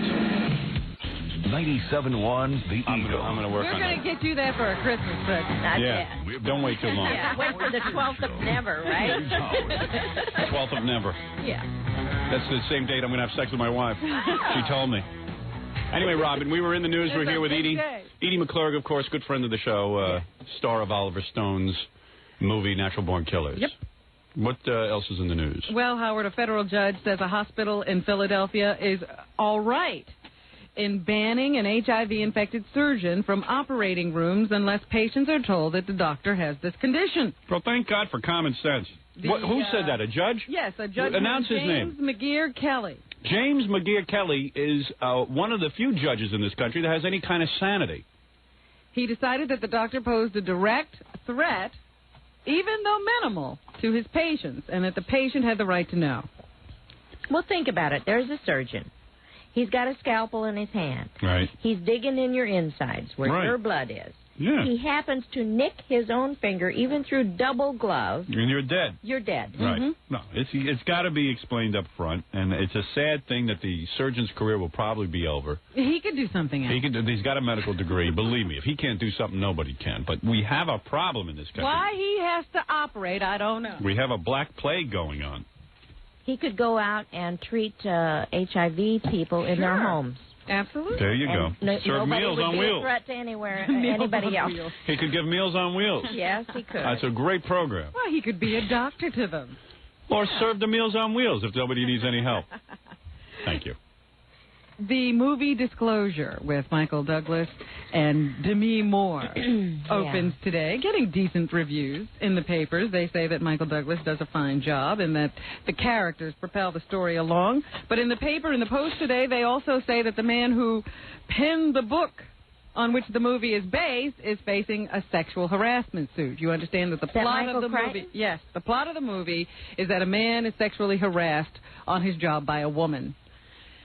And Michael Crichton has now been slapped with sexual harassment charges from a former secretary who says she lost her job because she got pregnant and refused to have an abortion. So is that sexual harassment? I don't understand this case. I think it's just harassment. Sexual discrimination. Yes, like harassment. They're calling it harassment. Yeah, harassment. He said to her that, she was single and maybe she shouldn't have this baby and the pregnancy should be terminated. And then when she went off on her pregnancy leave, when she tried to come back to work, he said your job was eliminated. So, Robin, is that harassment or sexual harassment? Or is it discrimination? Well, only women can have children. Yeah, that's a female. So it's a sex discrimination case. That's discrimination. But not sexual harassment. Harassment is you give me sexual favors or and I'll keep you fire going. you. Yeah. But is it harassment when you constantly pick on a woman for being pregnant? Yes. It's harassment. Well. Yeah. It's harassment. It's sex harassment. Mm-hmm. I don't think not sexual. Right, because you're a female. Female harassment. All I know is I wouldn't go see that movie. Womb harassment. It was womb harassment. I love Demi Moore more than any man on this planet. Well, I'd love to have sex with her. She looks wonderful and does a good job, and there's a hot sex scene. Let me tell you something. No, they don't take their clothes off. Let me say something. I don't buy the premise of this movie. If it was, let's say, like a Roseanne, and she wanted sex from Michael Douglas, and Demi Moore was the wife at home waiting for Michael Douglas, then I'm there. Yeah. That's my movie. I'd like to see that. Reverse this one. Roseanne is at home, and Demi is in the office. And Michael Douglas can't figure out who to have sex with, who wants to remain faithful. I mean, excuse me, if my boss... See, that would alleviate my guilt about cheating. I wish my boss... I would love that. I would love if some Demi Moore would say to me, look, I know you got a wife and kids. I need sex from you real bad, Howard. And I'm telling you, you better give me sex or you lose your job. I'll go, you know what? I love my wife and kids, but I got to keep feeding them. You're sort of doing it for them. I'll do it. Yeah. I'm doing it for them. That would give me the perfect out. And then if my wife nailed me on it, hey, let me tell you what happened here, honey. The reason you're eating is because I gave of myself. The gas in the Jeep is because of me. Yeah, I did this for you. You think I enjoyed having sex with Demi Moore? Well, somehow this is addressed in the movie. I know that one of the sound bites I heard says, yeah, you're going to try to press sexual harassment charges against Miss New Mexico, Miss Teen New Mexico, and try to prove to a judge that you didn't want it. You were the one who was fighting her off. So they do address that in the film. I heard they address me as well. Yes, you're mentioned. Are you mentioned in the film? Well, I heard I'm mentioned twice, and it's the only laugh in the whole damn movie. Well, it isn't a comedy. I know. Somehow my name made it a comedy. Well, you saw it, right? No, I haven't seen it. Oh, I thought you'd seen it. No. Well, I will tell you, the one Demi Moore movie that I saw that I really liked, and I think she had something to do with the production of it, was Mortal Thought. That was a very good film. Which one was that? Harvey Keitel and Bruce Willis played the husband of Glenn Headley. I wouldn't watch that. And sounds already too involved. Honey, it's a great film. I like the movie she did where they were in the Breakfast Club. Oh, God, that's a long time ago. That's a good movie. Was she in that movie? Yeah. And I like the one... Not the Breakfast Club. He's talking about St. Elmo's Fire. Yeah, St. Elmo's Fire. I love that. Like the Breakfast That is one of the greatest movies. I understand. She knows what I'm talking about. That's a great movie, St. Elmo's Fire. It's young people having sex and hanging out at a bar. They were very pretty. That's what I like. Yeah, like. I don't want life in the movies to. Let me tell you something about movies. Right. Okay. Movies is supposed to be ideal life. That's the life I was supposed to be having. Me hanging out with different good-looking girls at a bar. That's my kind of life. I don't want to go to a movie and see something about sex harassment that I don't believe. It's got to be real. It was like in the Depression, and you went to the movies and everything was glittery clothes. That's what I want. I want to escape. We're in the money. Yeah, I don't want to hear about somebody unhappy because he has to make love to Demi Moore. Excuse me, I've got my own problems. So you like the one with Robert Redford where she was getting paid the million to have sex? That I liked. That was good. That was a great movie. I know the critics hated it. I loved it. I could give a rat's ass what the critics like. You are the lowest common denominator. I am. Right? That's why I'm successful. Wonderful. I love this Beverly Hills 90210. It wasn't on last week because of the Billboard Awards. It wasn't on this week. Is that right? You missed your favorite program. I was so bummed out. I love to see Tori Spelling. To me, she is one of the great... Edie, you're a great actress, but Tori and you are right up there. I love her. You are in the same business. Did you know that? I'm going to tell you something. I realized this year if Tori Spelling wasn't on that show, it wouldn't be that good. Yeah? I'm telling you, this is she wears the short little tops. Some weeks she looks good, some weeks she doesn't. I'm telling you. What an actress. I love that show. I love to watch teenagers in love, even if they're 30 years old. When are you going to get over this? And Melrose Place got good again. It's fantastic. I just wonder when you're going to get over this. I'm not. I'm 40. If it's not going to happen. No, I don't think so. You are set in stone. I love cartoons. I love the Batman cartoon on Fox. Yeah. I love that. I love that cartoon. I don't care that I'm 40. I love it. I'm not going to get upset. Reading comic books. I just sent away. They got a videotapes of all the X-Men and Spider-Man comics. On cartoons. Really? I'm going to watch cartoons. I'm looking forward to it. I think this is going to be your Christmas. I like that.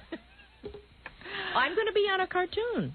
I forgot about You don't stop plugging for a minute, do you? No, I'm not Sally. Edie, you're a very talented actress. We all know that. Well, you should be working. I should tell you, though. What is it? It's Louis Anderson's Life with Louis. And I'm He's got a cartoon? Mom.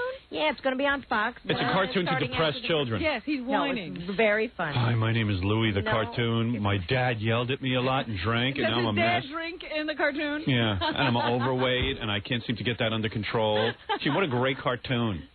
Oh, Louis Anderson. I would watch that one, actually. That'll last a week. No. Let me write the scripts for the Louis Anderson cartoon. Who do you play? Louis' mom. Louis' mom. He should play your mom. So you're in the Al-Anon meetings. Louis, go to the Al-Anon. Yeah. Dad hit me, Mom, and he drinks. So? Honey, you have to understand he has an illness. Right. Too bad. So you're going to grow up to be an overweight comedian who doesn't make people laugh. Why don't you eat something? You'll feel better. Right. Is that how the script pretty much goes? Or is it the happy Louis? Louis plays... The happy Louis Anderson. He plays himself, and Louis he plays cartoon. his father. Oh, boy, what a treat. Evil Louis, good Louis. Hey, Louis, why don't you get... inside of a bitch? Dad, I don't know what to... Get over here, you stupid little fat Louis cartoon. Come here, Louis. Oh, I know Daddy doesn't mean it. Daddy doesn't mean... Yeah, a morality lesson for the children. Daddy doesn't mean it. He's sick. He has a problem. If only I could make him realize. You want to make me realize, you little fat bastard? Come here. Yes, Louis cartoon. Yes, stupid ass. That's some cartoon. That's a beautiful cartoon. I'm sorry I brought that. Louis cartoon. Louis Anderson I'll dysfunctional never plug cartoon. Again. The Louis Anderson dysfunctional cartoon. Oh, I love it. Yeah, coming on Fox. Looking forward to it. I will be looking forward to it. I'll be looking for it when it comes. Here's an interesting story out of Albany. A student who days ago said that she was beaten by a black man. Yes. They've now found the assailant. and it turned out to be her father. Now, this is another one of those situations. The father, David Ronald Gillis, appeared on TV shows and in news reports, looking sad the black man and lamenting about what had happened to his daughter. Right. And now he's been arrested for the assault. Wow. That's the my girl dad. still stands by her story. Oh, no kidding. So how can She's still trying to protect her father? I guess so, yeah, but the police have done an investigation and they decided that the father was the culprit. I still think it was a black man, Robin. Oh, gee. I'm sorry. I don't mean to burst anyone's bubble, but I'm holding out for the black guy. I think he'll be found any day now. You know what? We've got to...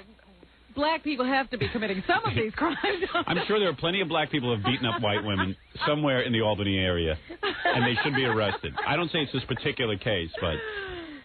let's be realistic. How could it be that all these people are accusing black people and yet white people are committing the crime? Right. I don't buy it.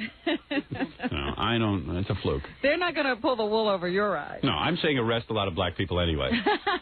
Well, we'll weed them out later. Yeah, we'll figure out what they did. This time the police were very cautious in handling this case.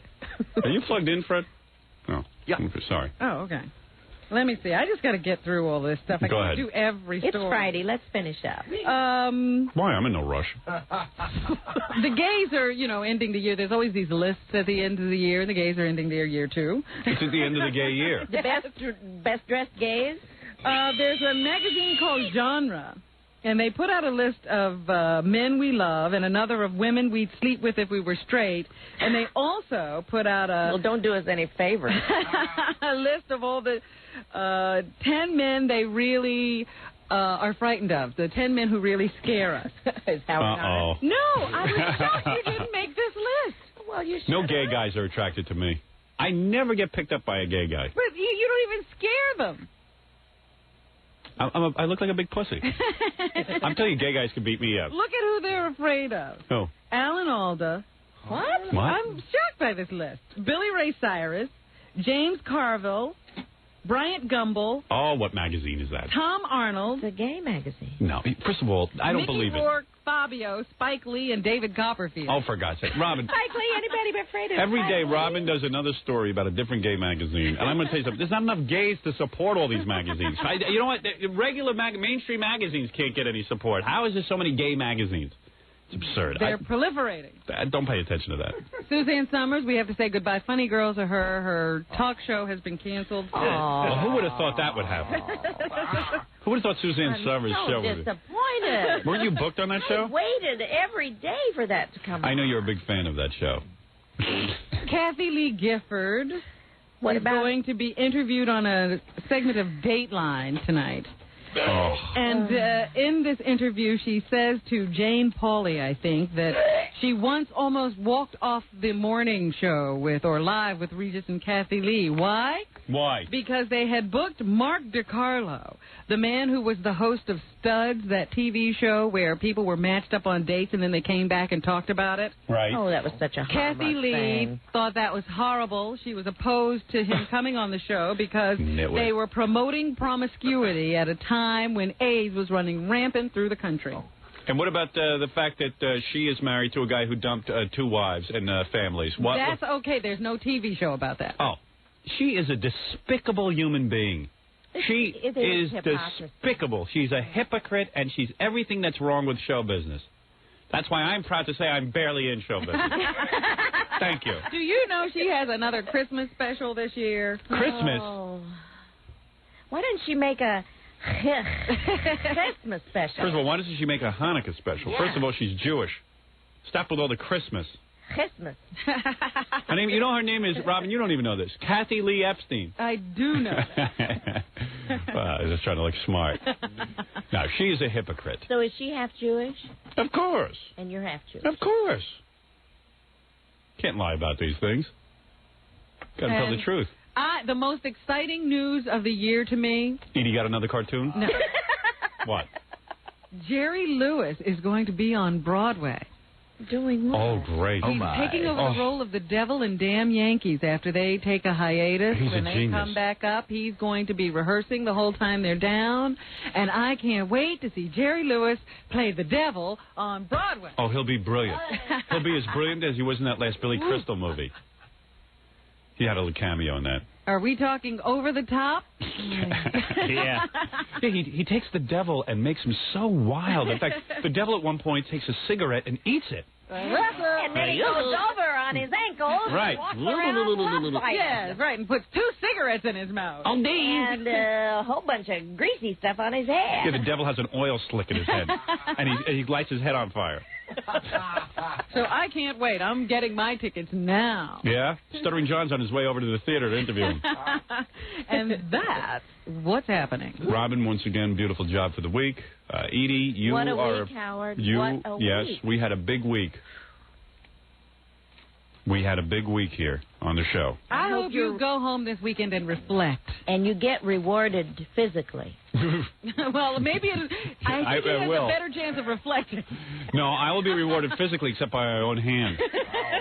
Not by anyone else's hand. Oh, boy. Unless Edie's hand is free for some action. Honey. Hey, you know, there was one thing I saw in the news, though, that was kind of funny. Sandra Bernhard was in the newspaper. Did you see this? Ooh, I saw it, yes. Just real quick. She's in the newspaper because they caught her somewhere making out with a guy. Right. What? You know, when a guy... Because everyone thinks she's gay. That's news, yeah. So she was making out... Imagine, she's in the newspaper because she was caught making out with a guy. That's unbelievable. That's news. It's pretty funny. That's news. Anyway, listen, Edie. Congratulations to you on all the excitement in your career. I know that you're... yours. I can't wait for some of the things that are coming up in the future of your career, as you told me in confidence during the commercials. Oh, you'll have to fill me in. Some big Edie news coming up. Right. But Edie McClurg, of course, Louis Anderson cartoon I'm looking forward to. I would like to see an advance copy of that. We should be writing that. Yeah. Well, let's go back and write an episode and submit it.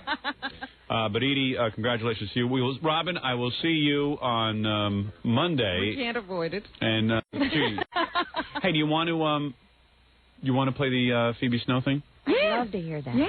Okay, we'll leave with the... Can I do that, Fred? Such a great voice. Fred's band tonight, opening for Mountain at my father's place in Bayside, Queens. Ooh, that's right. Jackie Jokeman. Jackie, Friday night, December 16th, to Catch a Rising Star at the Governor Morris Hotel in Morristown, New Jersey. For dirty jokes and info, call 516-922-WINE. Remember, that's not a pay service. Also, his other number, 1-800-323-KING, for his wild comedy CD and cassette. Don't miss Stuttering John appearing in Tony and Tina's wedding at a... also, you can get a signed copy of Stuttering John's debut CD. Call 201-942-OUCH. Was that on Remainders now? Yeah, that's sort of the only way to get it. And the tip was included? Like 50% tip, whatever? If you're looking for a DJ for your office Christmas party, call Scott the Engineer's Rocket Entertainment at 718-5040. Many dates still available. And here is a tribute sung to me, Robin. You're so modest, Howard. I don't know how you manage to sit through these songs. I won't. It's very embarrassing. Here is Miss Phoebe Snow, the great Phoebe Snow. Have you heard this, Edie? We don't know how to thank you. Howard Stern is a hero. He's a star, a superstar. But when a desperate man climbed out on a bridge, Howard saved his Latin ass. Even though he's funny looking, kinda tall, kinda gawky, he's a Jew, only half Jew. But he's brave and bold, with a heart of gold, and a tiny little swing. But he's not mean. Howard talked him down. He's no radio clown. While he does his show, buy his video. 1-800-52-STAR before they all run out.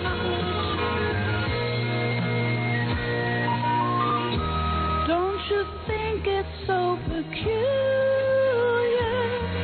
A suicidal Spaniard calling Howard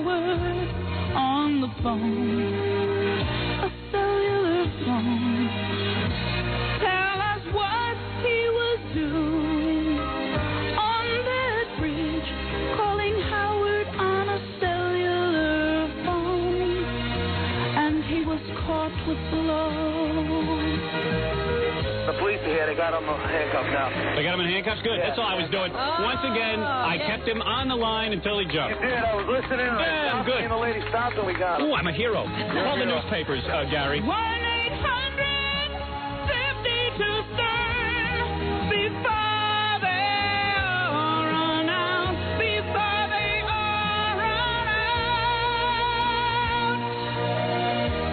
We don't know how to thank you. Howard Stern is a hero. He's a star, a superstar.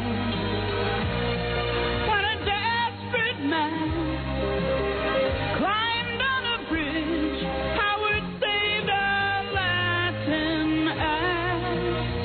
A Latin ass. Howard, he saved his Latin ass. 97